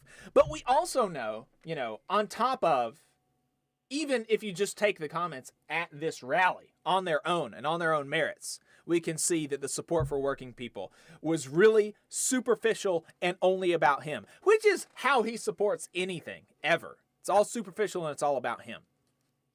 And we can see that also from a couple weeks ago. We can add some context to it where he was attacking the UAW. But also, we can go further back to 2008, where Donald Trump was saying that the UAW was responsible for what happened to the auto industry. Listen to this. So you don't think he's conceded enough? I think that the unions are really, really hurting very badly what's going on with the autos. And his bad opinion of the UAW is not just an isolated opinion. Here's his view about workers generally getting raises. Listen to this. And I see it in my own company. Well, my company is a lot newer. Over the years, we have Christmas bonus time, right? And we've done well. Now, I pay somebody a bonus 20 years ago. Then you give them a little more, a little more, a little more. Now it's 20 years later. All of a sudden, I'm saying, I'm paying them too much. I'm paying them too much. I'm paying some guys much more than I should be paying. You know why? Time. Same thing with the unions. They get a little increase, they get another. What do your guys 40, give? 50 Do you give years them a condo, ago. or what do you give them? No, I just give them bonuses. But I always like to give I know a it's little not bit a hickory more. cheese log. No, I know that. I'm not even talking about top level people. I'm talking about you go a little bit, little bit, little bit, little bit. All of a sudden, 20 years is up, and now you're saying, man, that's a lot of money. I'm sitting behind my desk signing these checks. They expect it, right? They expect December rolls and around and I think Don's going to be good to me. Neil, it's the same thing with the unions. That's right. They get their little 5%. They get another 2%. They get another 3%, 4%. Then all of a sudden, they're making more money than the people that own the company. What a ghoul, right? And of course, we know this is not true from our experience as workers. When we get 2%, 4%, 5% raises, we never end up making more than the owner of the company. But also, the even more perverse thing about that is that it's actually exactly the opposite. Inflation is a way for employers to mask pay cuts. Because as inflation increases, if our raises do not at least match inflation, what we're seeing is an actual decrease in our purchasing power. But Trump thinks that we should just accept pay cuts. And so, the UAW president, Shawn Fain, was asked to respond to this, to, what Trump was saying about, he was asked to respond to Trump's overtures towards the UAW. His really kind of groveling at the feet of Shawn Fain, which I could get used to, right? I could get used to presidential candidates groveling before union presidents. That would be awesome. So, Shawn Fain was asked about that, and this is how he responded. Is the former president right? Does the push for electric vehicles here in the United States hurt your union? It doesn't if it's a just transition, and that's what we're fighting for right now. It doesn't if the companies do the right thing and put this work under, our agreements or to our standards. And again, it's the companies driving this race to the bottom, and they're using our tax dollars to finance it. And, I find a pathetic irony that the former president is going to hold a rally for union members at a non-union business. And, all you have to do is look at his track record. His track record speaks for itself. In 2008, during the Great Recession, he blamed UAW members. He blamed our contracts for everything that was wrong with these companies. That's a complete lie. In 2015, when he was running for president, he talked about doing a rotation, taking all these good paying jobs in the Midwest and moving them somewhere in the South where people work for less money, and then to make people beg for their jobs back at lower wages. And the ultimate show of how much he cares about our workers was in 2019, when he was the president of the United States. Where was he then? Our workers at GM were on strike for 60 days, for 2 months. They were out there on the picket lines. I didn't see him hold a rally. I didn't see him stand up at the picket line, and I sure as hell didn't hear him comment about it. So here's the He was question. missing in action. Here's the question to President. What about the meeting with Trump? Would you meet with him when he's in Detroit tomorrow? I see no point in meeting with him because I don't think the man has any bit of care about what our workers stand for, what the working class stands for. He serves a billionaire class, and that's what's wrong with this country. Well, there you go. Perfect response from Sean Fain. Over on the other side of the aisle, Joe Biden was able to meet the president. Actually, he visited the picket line, was able to meet the president of the United Auto Workers. I'm really happy that Joe Biden was able to do that. So probably a high point for him in his career. Unironically, that should be the case, but we know that people don't value union leaders that much. But Joe Biden visited the picket line. He supported the strike that actually exists, not one that he made up in his mind. He did not turn it into a rally for himself. He kept the focus on the workers. And whatever else you want to say about him, whatever else things that would be true and that we're going to talk about later with Chris Townsend, that's a fact, right? That's what Joe Biden did at that rally, at the picket line. And at this visit, Sean Fain gave an amazing speech that was carried across cable news in full, where he also did not endorse Biden. He barely even talked about Biden. He talked about the strike and about the broader war on the working class and how the working class is now finally fighting back. And here is just a sample of his speech that not only was carried across several cable news channels, it was reproduced in full on the White House website. This is amazing that this kind of stuff is now on whitehouse.gov. I mean, that's just awesome. Listen to this. You know, this site, Willow Run, it holds a historic place in the history of our union and our country. You know, this was part of the arsenal of democracy during World War II. It's where they built the B-24 Liberator bomber. You know, that bomber, they built one of those per hour when they were at their peak. It's what helped us win the war. So today, 80 years later, we find ourselves here again with the arsenal of democracy. It's a different kind of arsenal of democracy, and it's a different kind of war we're fighting. Today, the enemy isn't some foreign country miles away. It's right here in our own area. It's corporate greed. And the weapon we produce to fight that enemy is the liberators, the true liberators. It's the working class people, all of you working your butts off on those lines to deliver great product for our companies. That's right. That's how we're going to defeat these people. That's how we're going to defeat corporate greed, is by standing together.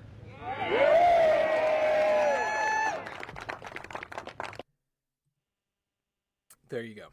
Reproduced in full on the White House website. Pretty cool. Pretty cool.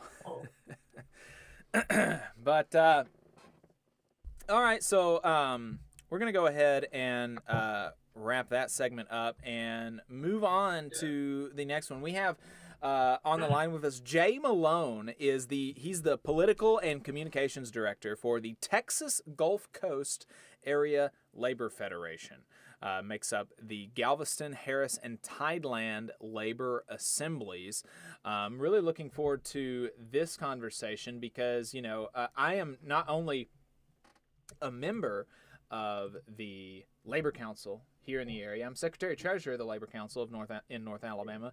And Adam is also a delegate to the Labor Council. And we rechartered the Labor Council back in 2020. So we're always looking for ways to help build the council, and so we're gonna talk to somebody who does this kind of stuff all the time. Jay, appreciate you taking the time to join us this morning. Absolutely, I'm happy to be here. So, first, can you just talk to us about your how you came to be so involved in the labor movement? Like, what was it that made you want to, kind of take up this kind of work?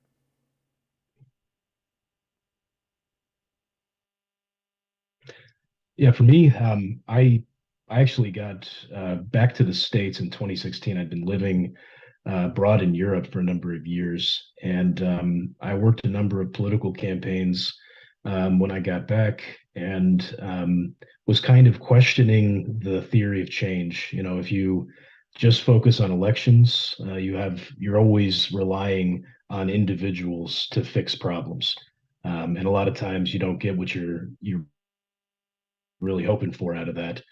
And when I was up in Connecticut a number of years ago, I worked for worked to help elect the former director of UAW Region 9A to a state Senate seat. And I was kind of able through that election to see the power of labor politics when we really come together and mobilize and get members out on the doors and talking about our values. And so when I moved back to Texas, there was an opportunity at the local council. They were looking for someone to come in and help expand their political program. And I jumped at the opportunity. My family, growing up in Ohio, was a labor family. We saw the benefits of unions firsthand, and I'm glad that we've been able to grow power in the Houston area together. That's great. That's great. And so, can you talk to us about your labor federation? Who all? You know, I mentioned the labor assemblies that make up the federation. What kind of workers do y'all represent? How many unions are part of it? How many workers? That kind of stuff. Yeah, so the Area Labor Federation was established in 2015. It was a consolidation of 5 labor councils in the Houston area. All those councils became assemblies when we were reconstituted. 2 of those assemblies are no longer active in the Brazos Valley and in Montgomery County, but 3 of our councils are still active as assemblies. And we cover 13 counties in the Houston area, with 60,000 members, 95 affiliated unions. That's up from 70 when the council was initially reconstituted. So we've grown from about 35 to 40,000 members that were affiliated with our council to over 60,000. And we're very excited that we've been able to come together like that over the past now 8 years. Wow, yeah, that's awesome. And just kind of for your own frame of reference, the Alabama State Labor Federation has about, I think, 55 to 60,000 members in their affiliated unions. So really a pretty big organization that we're talking about over there. And so for people that don't know, what labor councils are, I think we've talked about how they're federations of unions. Unions come together to form these organizations. But what is the purpose of a labor council? What should a labor council be doing ideally?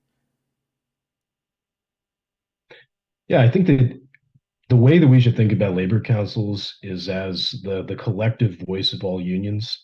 One of the challenges that we have with the complex political and economic challenges that we face is that individual unions often, especially in the South, they struggle to marshal the resources to really take them on. And on top of that, we all have to focus first on our members and what our members need. So as an individual union, you are going to focus on improving the conditions of your members and their families. And that's the first and the most important priority. What the council can do is help to address a lot of the bigger systemic issues that we're facing. So, I think a good example is our work around housing justice. At the beginning of 2020, we did a survey of our affiliates, and we found that housing insecurity was the top concern of members. That was surprising because it wasn't something that had really been on our radar previously. And so what we did was we launched a campaign. We brought in community allies. We worked with elected allies, and we were able to help distribute a lot of essential aid, connect people with legal support. We ended up doing 21 events, helping 7,000 people connect with assistance through those events. And those are the kind of things that in our region, where we are a right to work state, we don't have, public employees in Texas don't have collective bargaining rights outside of some firefighters and police. State employees have no collective bargaining rights. It's just a really challenging state to work in. But by pooling our resources, we're by far the largest organized interest of working people in Texas. And there's a lot that we can do that's outside of that, the traditional remit of unions. And that's something that I have seen come up a lot lately, is that the story that housing is a really big issue for members and workers and folks in a community, and also that our civic organizations basically were not tracking that, like unions and churches and the government, like it just really flew under the radar until it's kind of come to this boiling point where a lot of organizations are seeing more the need to address this issue. And it's something that, unions have addressed in the past. One of Adam's Shop Talk history episodes, he talked about Powderly, Alabama. It's a community in Birmingham where it was founded as a residential co-op by the Knights of Labor for their members, and so and it's still there today. Obviously, no longer run by the Knights of Labor, but that's a pretty cool thing. And so unions have a history of doing that kind of stuff, and so it's good to see more move towards that. Is there any other work that y'all have been doing over the last few years that you think would that you'd like to highlight for the audience? Yeah, I think the big picture is that our work is predicated on the idea that working people can, author their own liberation. It's not that we have to rely on people to take care of us. It's not that we have to rely on, nonprofits and social services. We need to advocate for ourselves. And I think that the thing that we've learned through a lot of our work in the Gulf Coast is that, the problem with a lot of the people that are working to address these issues is that they're not experiencing them themselves. And they also kind of have a theory of change that is very different from ours. We look at it as these are collective community problems that we all have an interest in addressing. And that means that we need to bring all of these voices in, especially the voices of the people that have been impacted. But traditionally, most, especially in cities like Houston that have massive philanthropic, communities, this is rich people that are saying we need to make sure that we're getting homeless people off the street, instead of saying, well, like, why is that person homeless in the first place? And what can we do to actually change these systems of oppression? And that's kind of the big picture of all this. We have a political and an economic system that creates these outcomes for working people that are not working for us. And until we kind of recognize and come together and find, organizations like labor councils where we can pool our resources and work together, we're not going to really make any headway, because we're always going to be relying on these wealthy interests that are ultimately, like, they're the ones that are creating the problems. That's the reality that we're trying to take on head on. I think the opportunities here are really historic right now with the Inflation Reduction Act, the Bipartisan Infrastructure Law, the CHIPS Act. All this federal legislation is going to send, billions, tens of billions, hundreds of billions of dollars to our regions. And the question is, like, are labor councils going to meet the moment? Are unions going to meet the moment and really come together and organize to make the most of this, where we can really transform our economy? Or are we going to miss it and, continue with the way things have been? Right.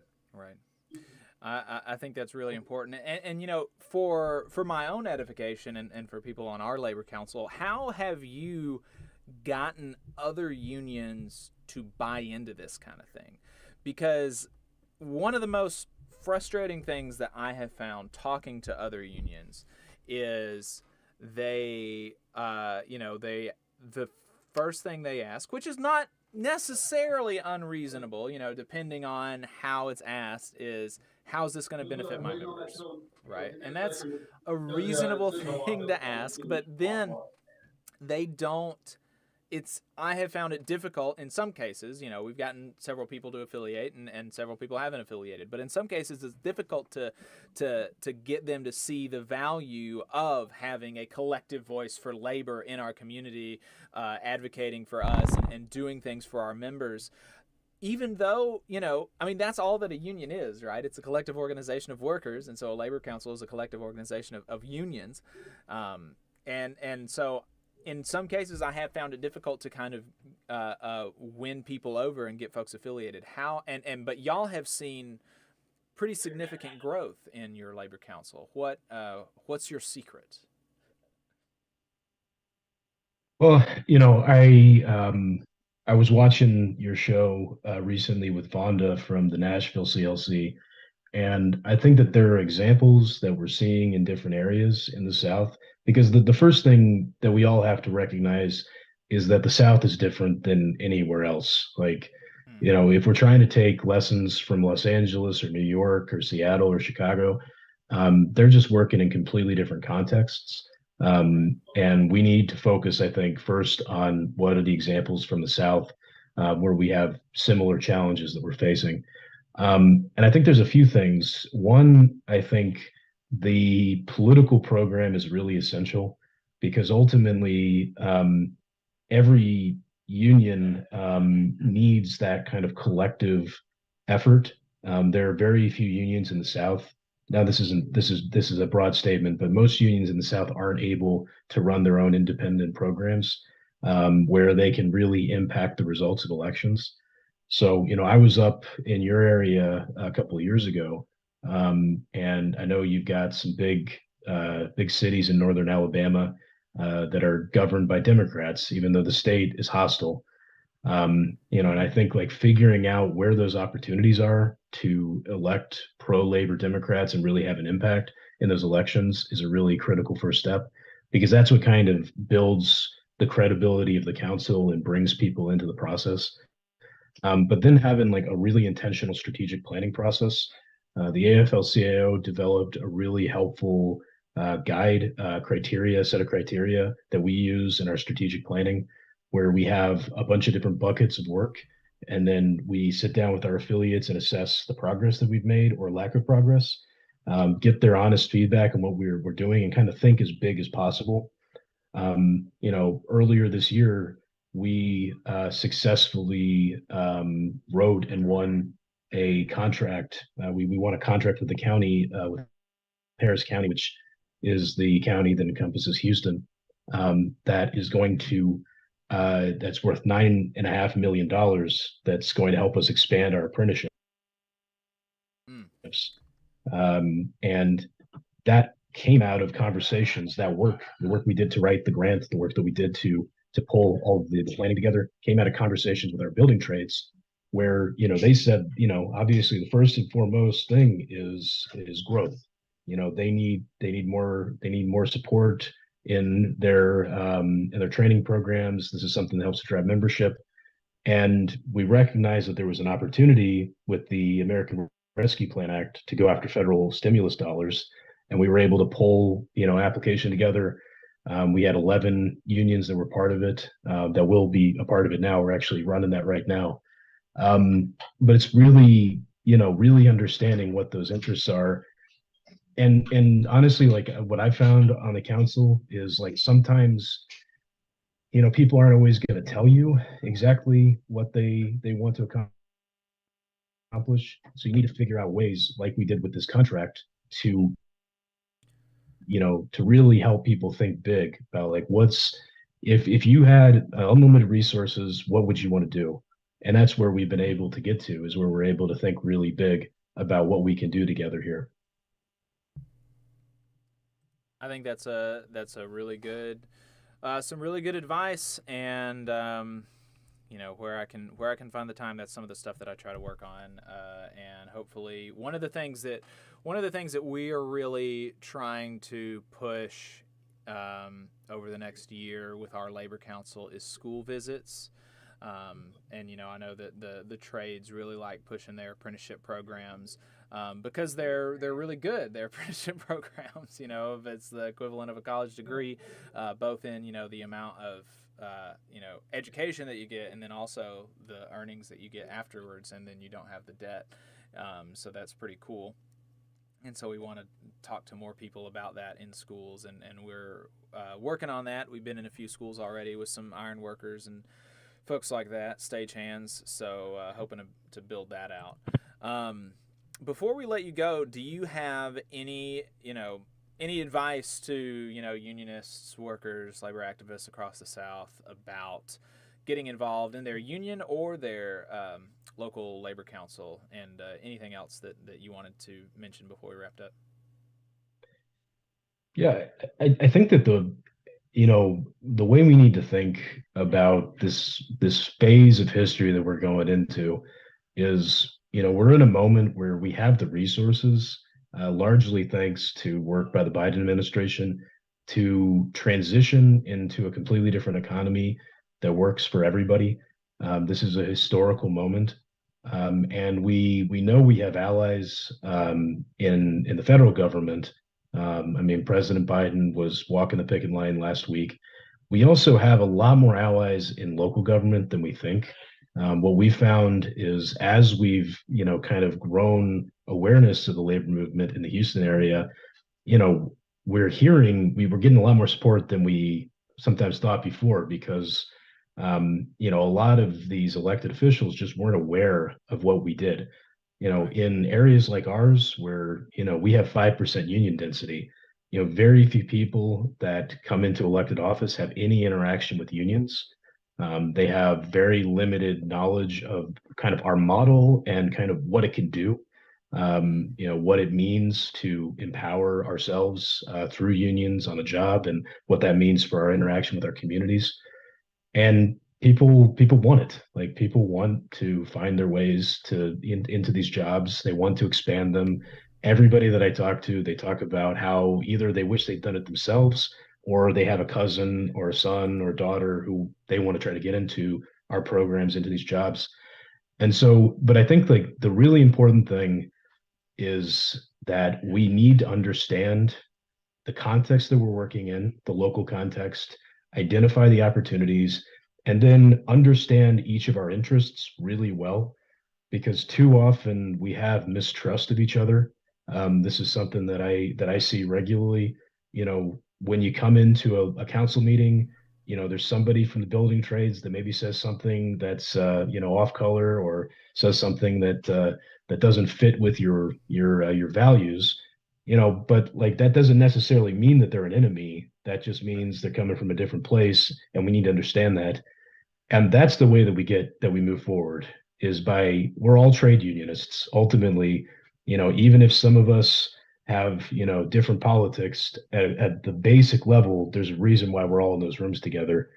And if we really come together and work together, we have the resources, we have the access to resources to fix all of our problems. And we need to seize the moment. And I think that, working within your local council, that's a way to do it. Jay Malone, thank you for taking the time to talk to us today. I appreciate it. Absolutely. Appreciate it. Yep. All right, folks. Like I said, that was Jay Malone, political coordinator for the Texas Gulf Coast Area Labor Federation. If you're involved, if you're, in a union, make sure that you are involved. Make sure that you're involved in your union, and then make sure that your union is affiliated with your local labor council, and that your union participates, and your, all that kind of stuff. That would be really helpful. And like you said, there is really, I think there's a lot that can be won just by talking to people, because I do think that, especially when you're talking about the local level, you know, these people are not like getting millions of dollars in kickbacks typically. These people are, you know, they're making not really that much more than the average worker in the area. A lot of these people are part-time, they have other jobs, you know, so in the local scene, you know, I do think that you leave a lot on the table when you don't even talk to the local officials. Nobody makes the case. Nobody educates them about stuff. So it's worth doing, for sure. It's worth doing, for sure. Appreciate everybody tuning in. 51 viewers right now and 79 likes. If you haven't liked the stream, then please do. I know that some people are coming in and out. So we appreciate your viewership. Appreciate 2 $10 super chats from Bear Post. The first one says, "This is for tolerating and reading my UAW for Trump comment, and without being attacked for it. I'm behind in viewing. Just heard it. Yeah, you know, I like Jay was just on talking about how, you know, trade unionists were going to be coming from different political places and we're going to disagree, and I'm happy to talk about those disagreements, and I'm not gonna sugarcoat how I feel about Trump, but that doesn't mean that I'm gonna, you know, treat people that way. I really do appreciate your research, Def the labor lawsuits, and fighting for and with UAW. I love my union and would strike with anyone's union. Thank you. Appreciate that, even if we come from different places politically.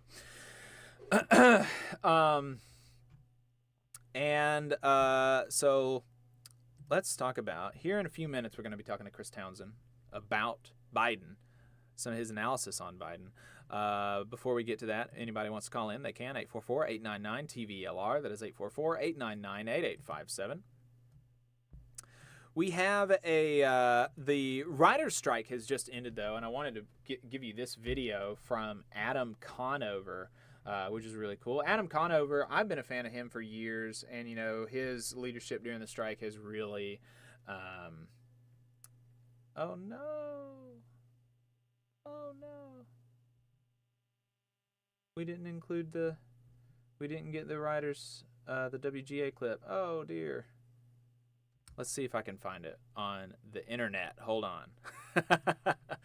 But, you know, Adam Conover, I've been a fan of him for years, and then his leadership in the strike has really cemented that. You know, it's super great when your faves are pro-union, right? And so he has definitely done that. And he's been really leading this strike. And so the strike is now over. They have a tentative agreement. That doesn't mean that everything is done. The writers still have to vote on it. But this tentative agreement, by all accounts, looks pretty good. It really does look pretty good. And so I would anticipate a ratification, but we'll see. You know, you never really know. Something different could always happen. But they won about 4 or 5 times more than what they were asking for. So there was some analysis that said that than what the companies were offering. So there was some analysis that said that basically the original company offers would increase the value of the contract by like $43 million. $43 million more would go to writers over the course of this contract than if it had stayed status quo. And so now with this tentative agreement, it's like $250 million more, which is very cool. And so we are... And so I'm going to play this clip here from Adam Conover, where Adam Conover kind of talks about all of the really cool stuff and some of the groundbreaking stuff that they got in this contract. So let's listen to this. So the writer's strike is finally over, and I am so happy to tell you that we fucking won. This is the contract that we just spent the last 148 days fighting for. And let me tell you what's in it. A guarantee that a minimum number of writers be hired on every show. A guarantee that comedy variety writers like me be paid the same in streaming as we are in TV. Provisions that mean better pay for screenwriters, better pension and health for writing teams, script fees for staff writers for the first time, and protections against AI that mean that AI can't write scripts, edit scripts, or undermine our rights and credits. And we won a success-based residual. So for for the first time, when more people watch a movie or TV show on streaming, the writer that created it will make more money too. These are all things that they swore to us 5 months ago they would never give us in a million years. But we went on strike and we hung together until they were forced to come to the table and meet our demands. And we changed not just our industry for ourselves, but for every writer who comes after us. And I am so proud of us. Thank you to every writer who made this victory happen. And thank you to every fellow worker who stood with us. We are going to stand with you as well, because what this proves is that when workers stand together, we win. And now, let's get back to writing. Yeah, so that's really cool. Really happy for the writers.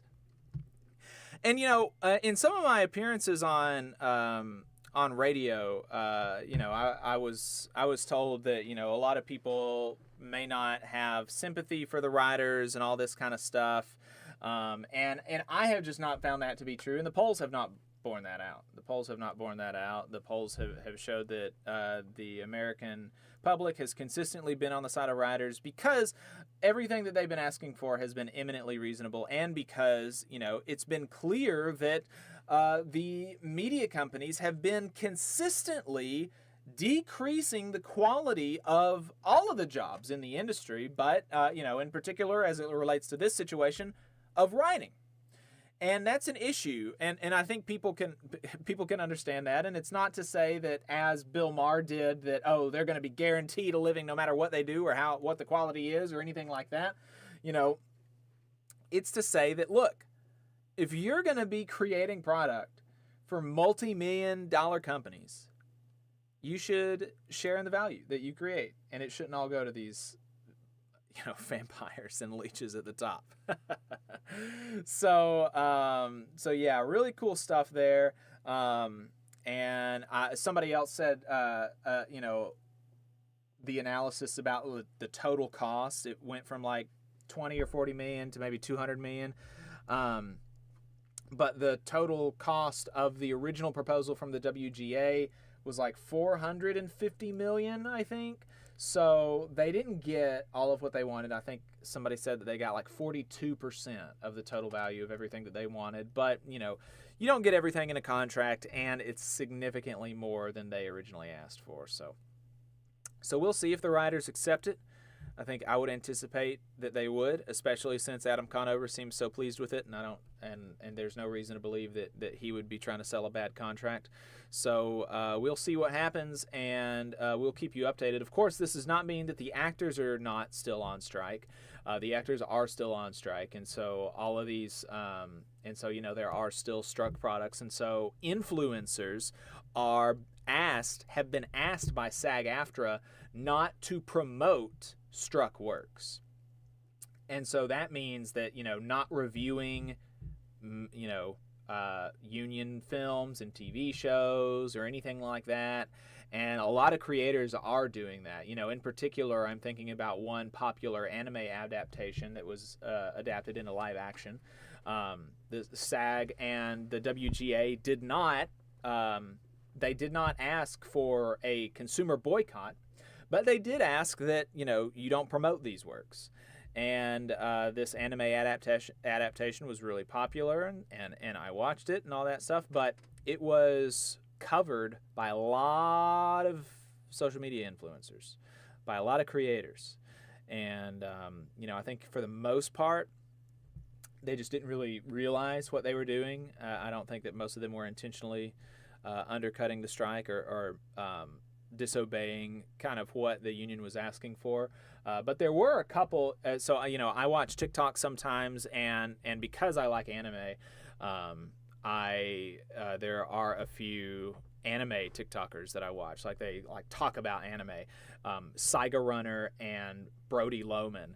Both of them have, and their whole content is really centered around this anime that was adapted into live action. And they stood in solidarity and are standing in solidarity because the actors are still on strike, and they're continuing to stand in solidarity with the actors and formerly the writers, and not reviewing this new product, which is really like at the center of what their TikTok page is about. And so I have been really impressed with their sacrifice and their solidarity there, because I know that they could have gotten a lot of hits off of that, and so I like to shout people out when they do good, and I really do appreciate them. I think that's not, it's not something, it's not super small, because for at least Saiga Runner, that's like how he's making money now. That's like his living is TikTok, which is bonkers, but he makes a lot of videos and he does a good job. So I appreciate that. And so now we are going to bring on to the program Chris Townsend. Chris Townsend is a former political director with UE.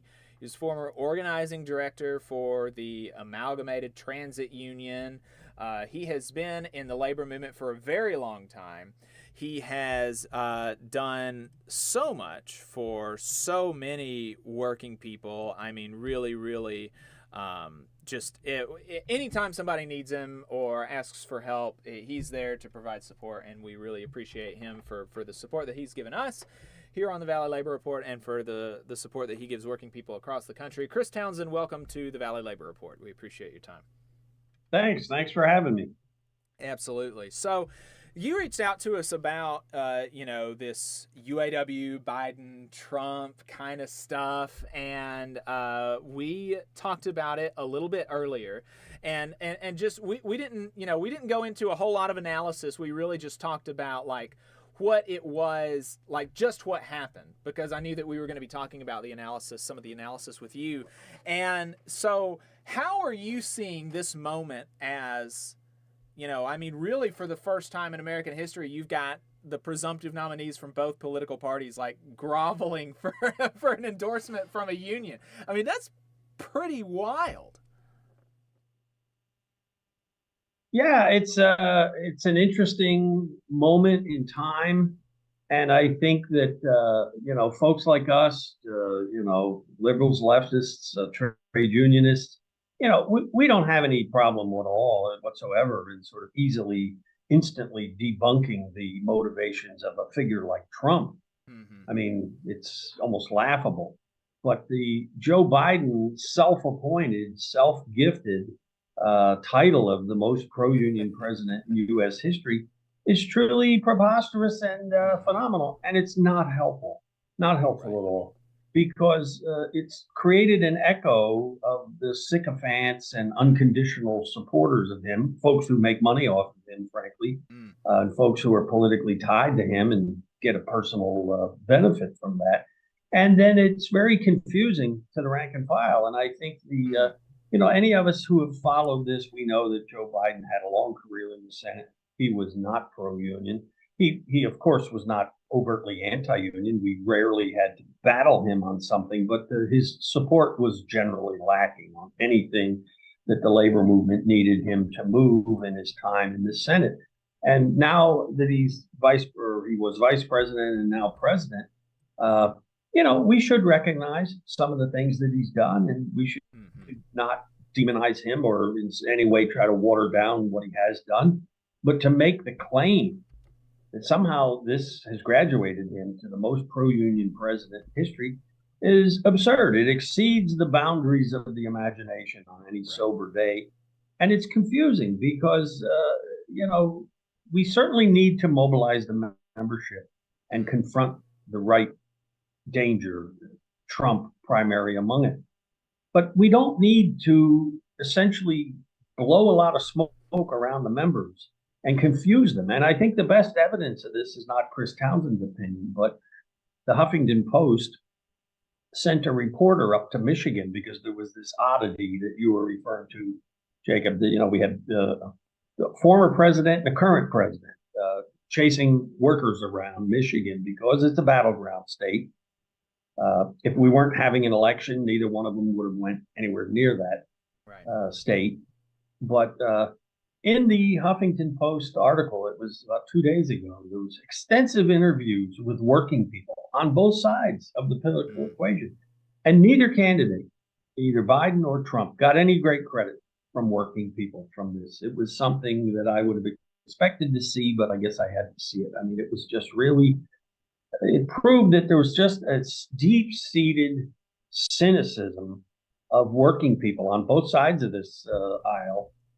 And then, of course, a large group of people that don't identify with either of these political parties. And I think that whatever the goal was of either campaign, it was confused, garbled, not helpful.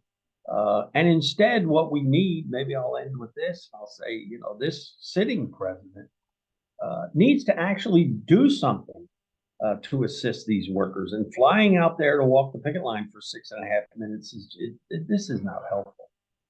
Opens him up to criticism and people, you know, it just, we need something more meaningful. So there are many, many things that he could do as United States president, which him and his inner circle are averse to even discussing. Right.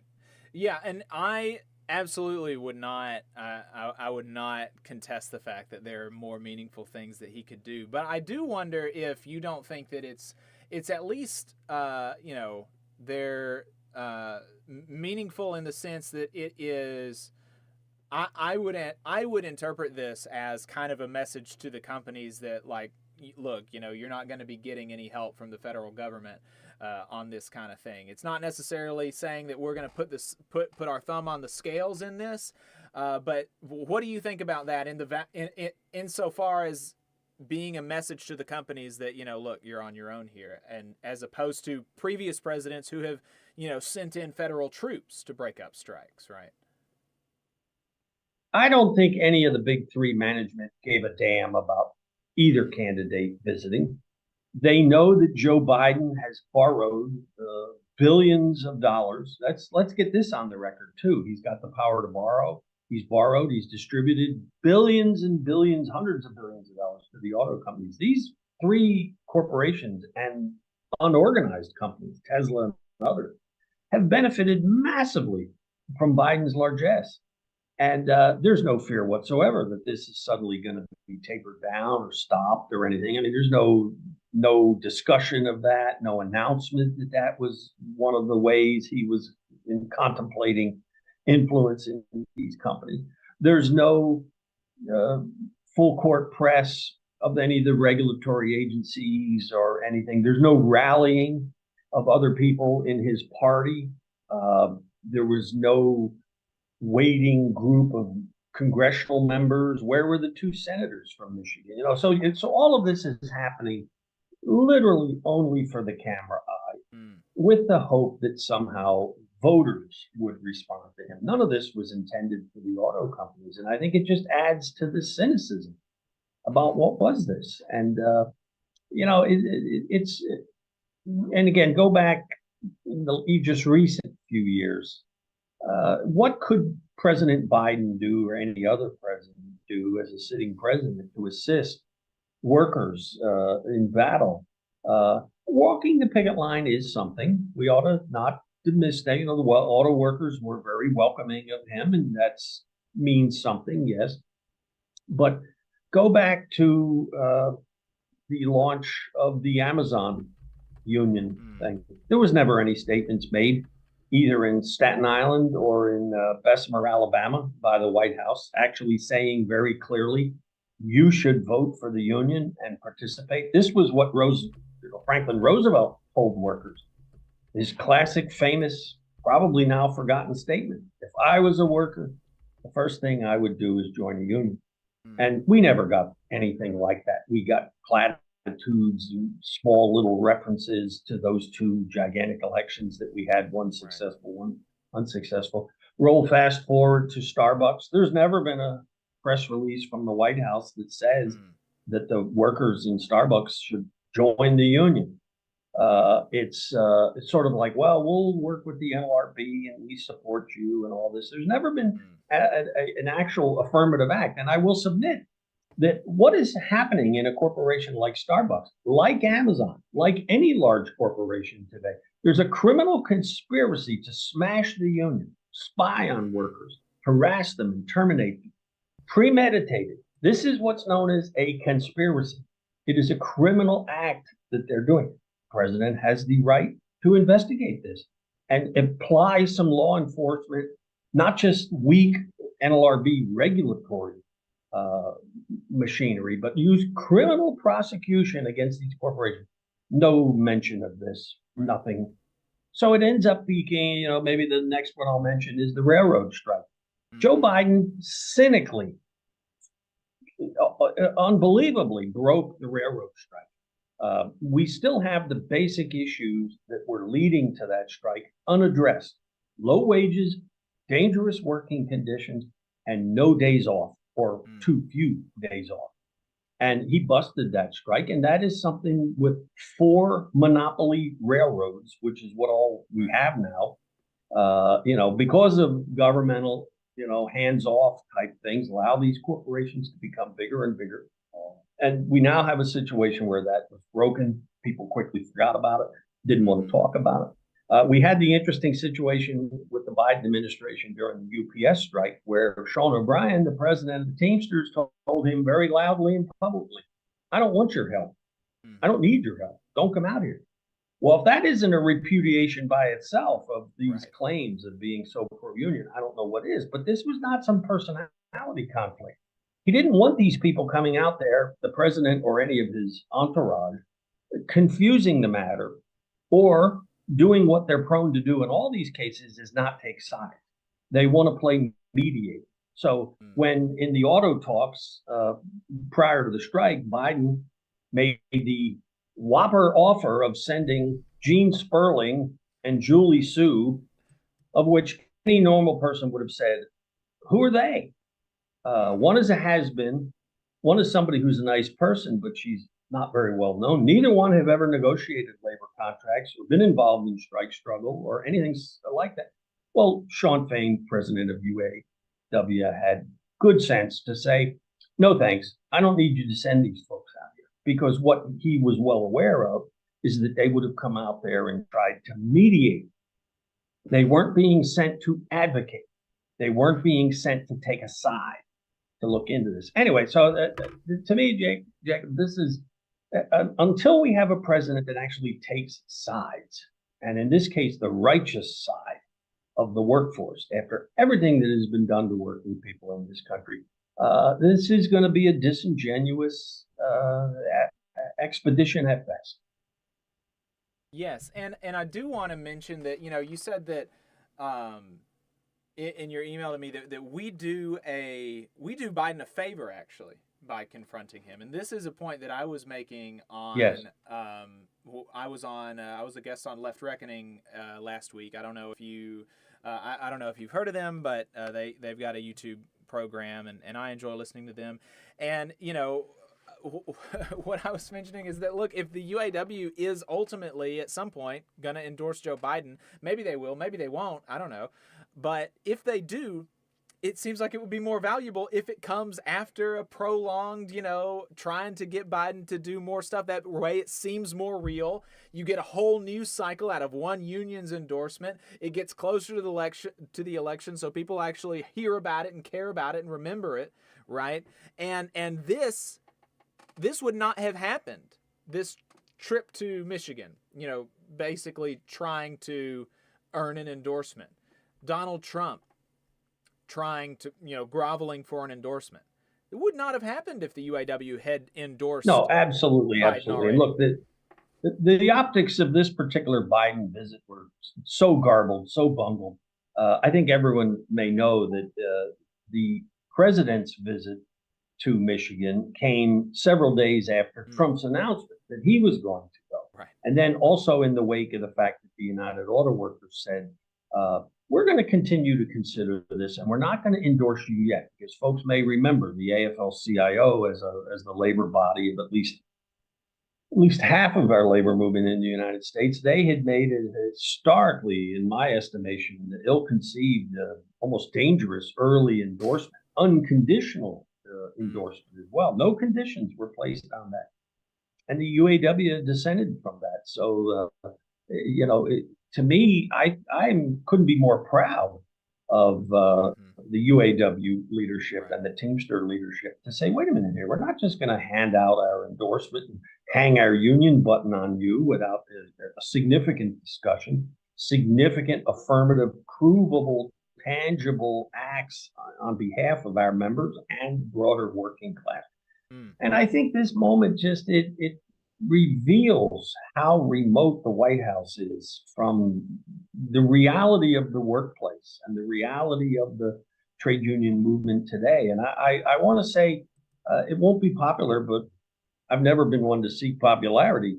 The trade union leadership in the United States that has fomented this situation, the ones who stand up, the presidents of the various unions and the AFL-CIO, when they get up, and many of them are, repeating this claim that Joe Biden is the most pro-union president. Well, these folks ought to have their heads examined, really, and the members of these unions ought to look at this and say, you know, this is the caliber of leadership that you have. I mean, these are preposterous statements for them to repeat. And it's also, I think I had mentioned to you in our conversation that all of these union leaders poll their own memberships. And whatever you say about polling, it is fairly scientific. It's a science in motion, but you dare not ignore it. Over and over and over again when they poll their own membership. Large proportions, 30, 40% of their membership comes up as supporting Trump.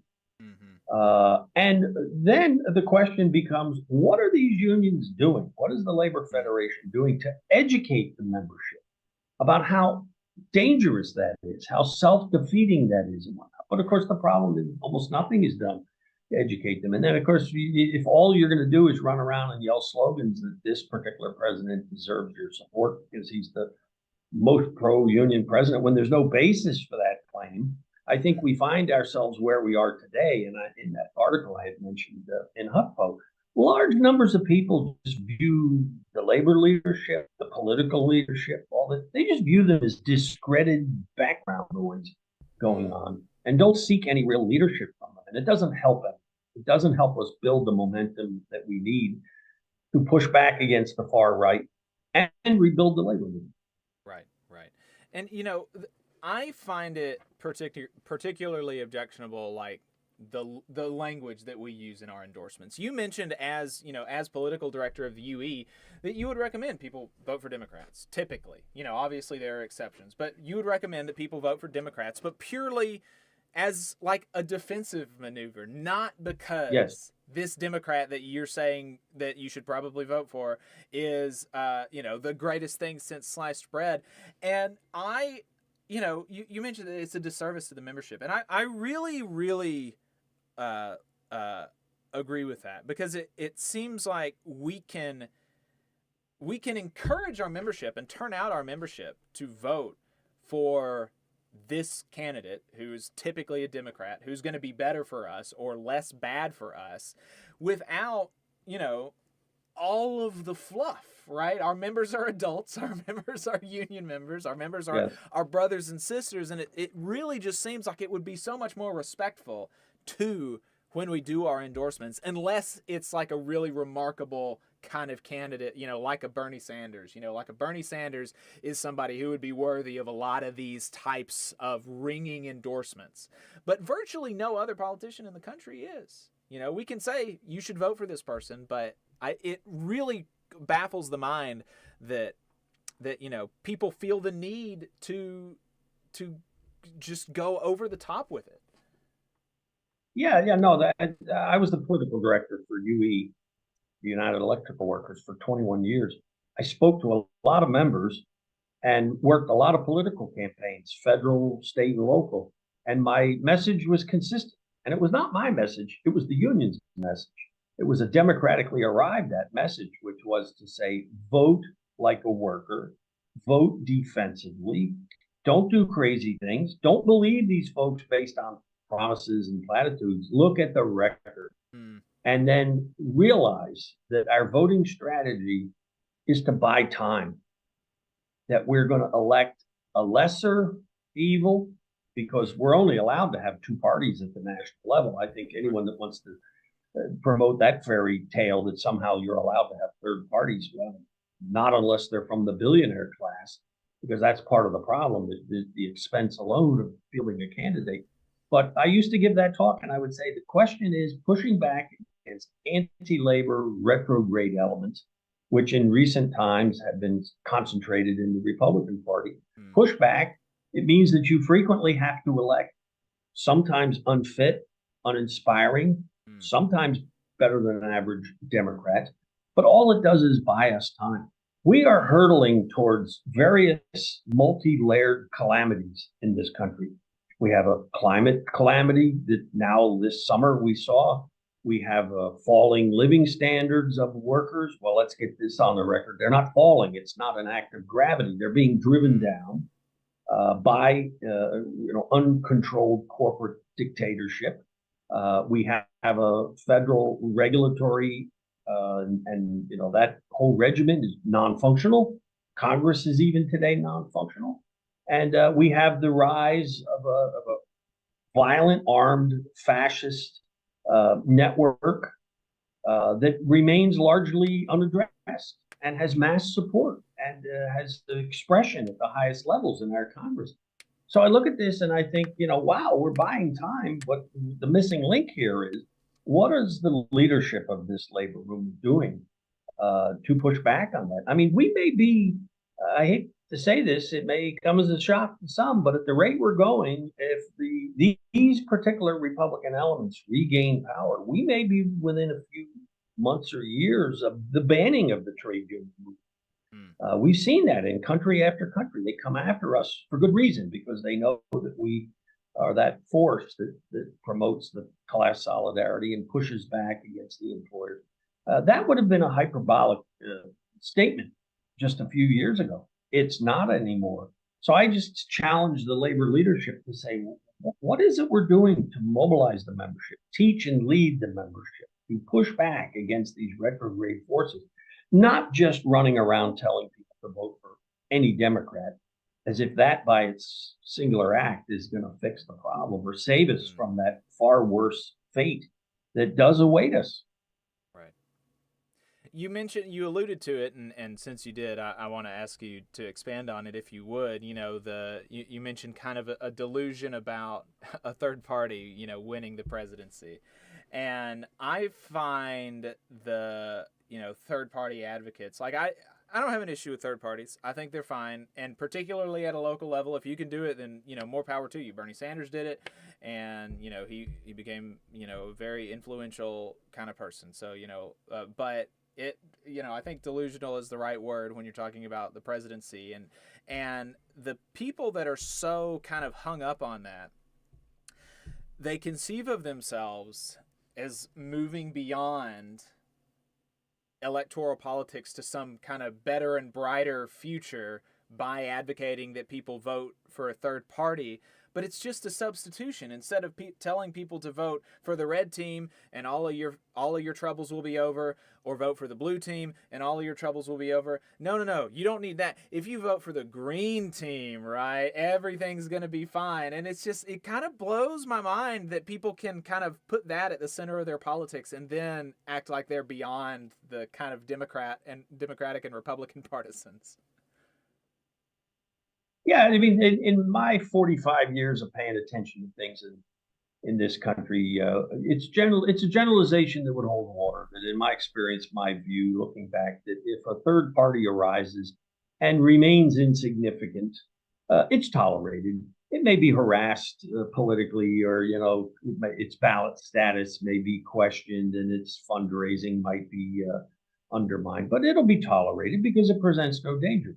But if we find a movement that begins to actually look like something may materialize out of that in a permanent way, well, both parties have proven over the decades to gang up to prevent this. This, in some ways, is their worst nightmare. And I've always said in the last 20, 30 years that the dilemma we face with the current setup of Democrats and Republicans is that as the Republicans increasingly lurch to the far right, and the extreme right, and beyond that into out-and-out fascism, all the Democratic Party has to do to remain a viable second party is to be 1 degree to the left of that. Right.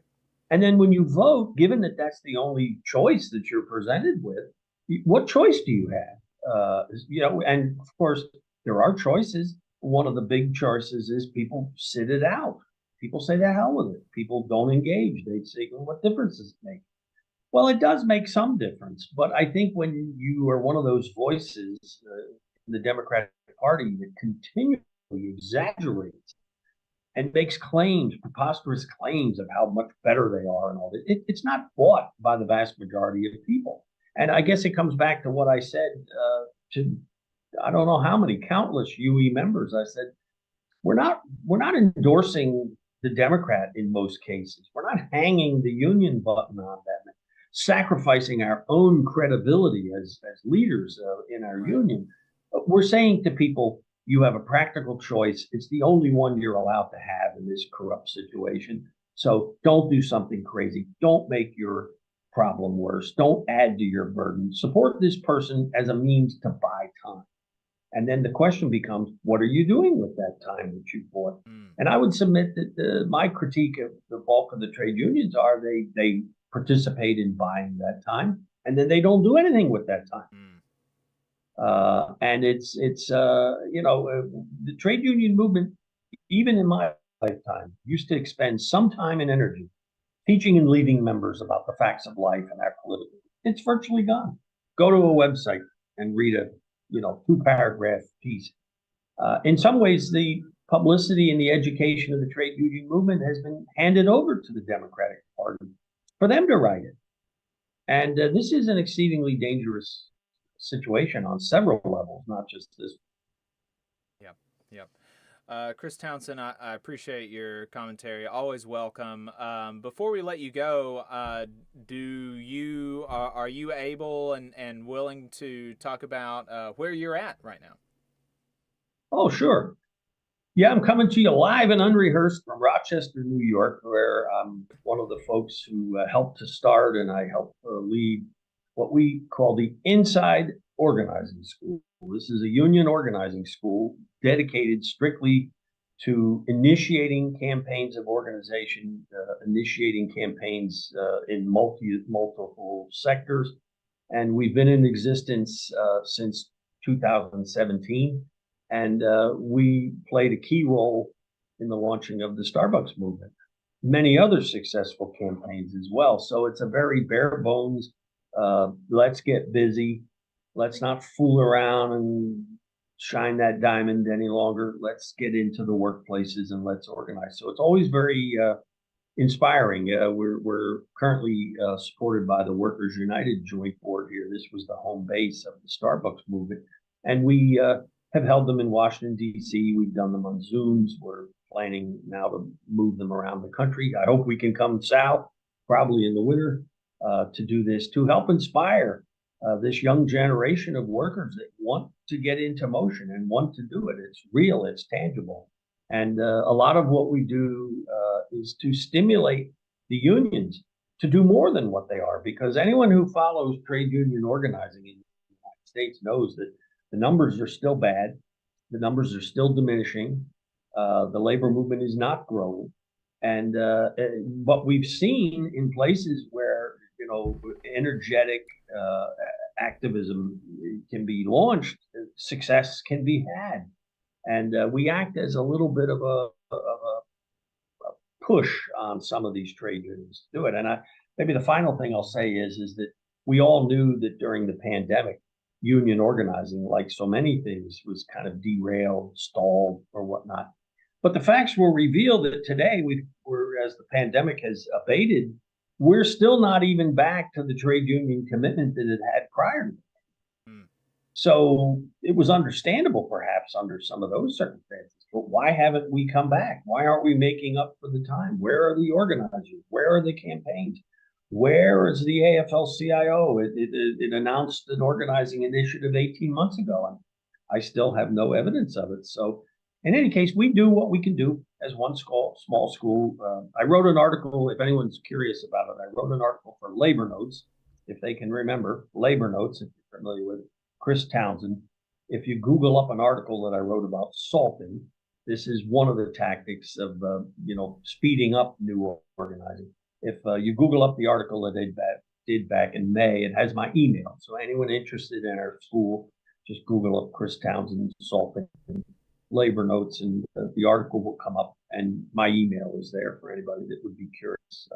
We don't have a website, although we had one and we lost the login information during the pandemic. I mean, it's because we don't put a big premium on a bureaucracy here. We put a premium on doing the organizing. So anyway, thanks for asking. It's a wonderful project that we have going here. Yep, absolutely. Chris, thank you for your time. I really appreciate it. No problem. Thank you and good luck.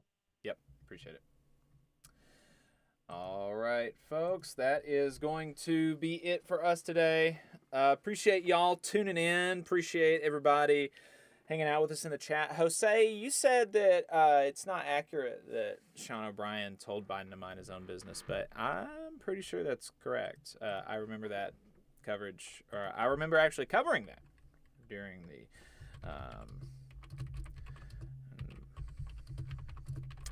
the UPS negotiations. Fox Business Teamsters leader tells Biden to butt out of labor talks with UPS. Quote, "We don't need anybody getting involved in this fight." O'Brien's call for Biden to refrain from involvement in negotiations. So, yeah, pretty sure that was correct. But that's going to be it for us today. I appreciate everybody's time. TVLR.fm/donate if you would like to make a one-time or monthly recurring donation. It would be greatly appreciated. We could not do this program without our donors, without folks supporting the show. We should, biggest source of funding is from our listeners. So if you want to support, TVLR.fm/donate is going to be how to do it. And TVLR.fm/stores, where you can find our merch. If you want to find us during the week, search the Valley Labor Report wherever you get anything. TikTok, Twitter, YouTube, Facebook, all that good stuff. Wherever you are, TVLR.fm is our website. With that, we're going to go ahead and head out. And Adam, we'll see you Thursday morning. I will see you a week from today. Solidarity, y'all.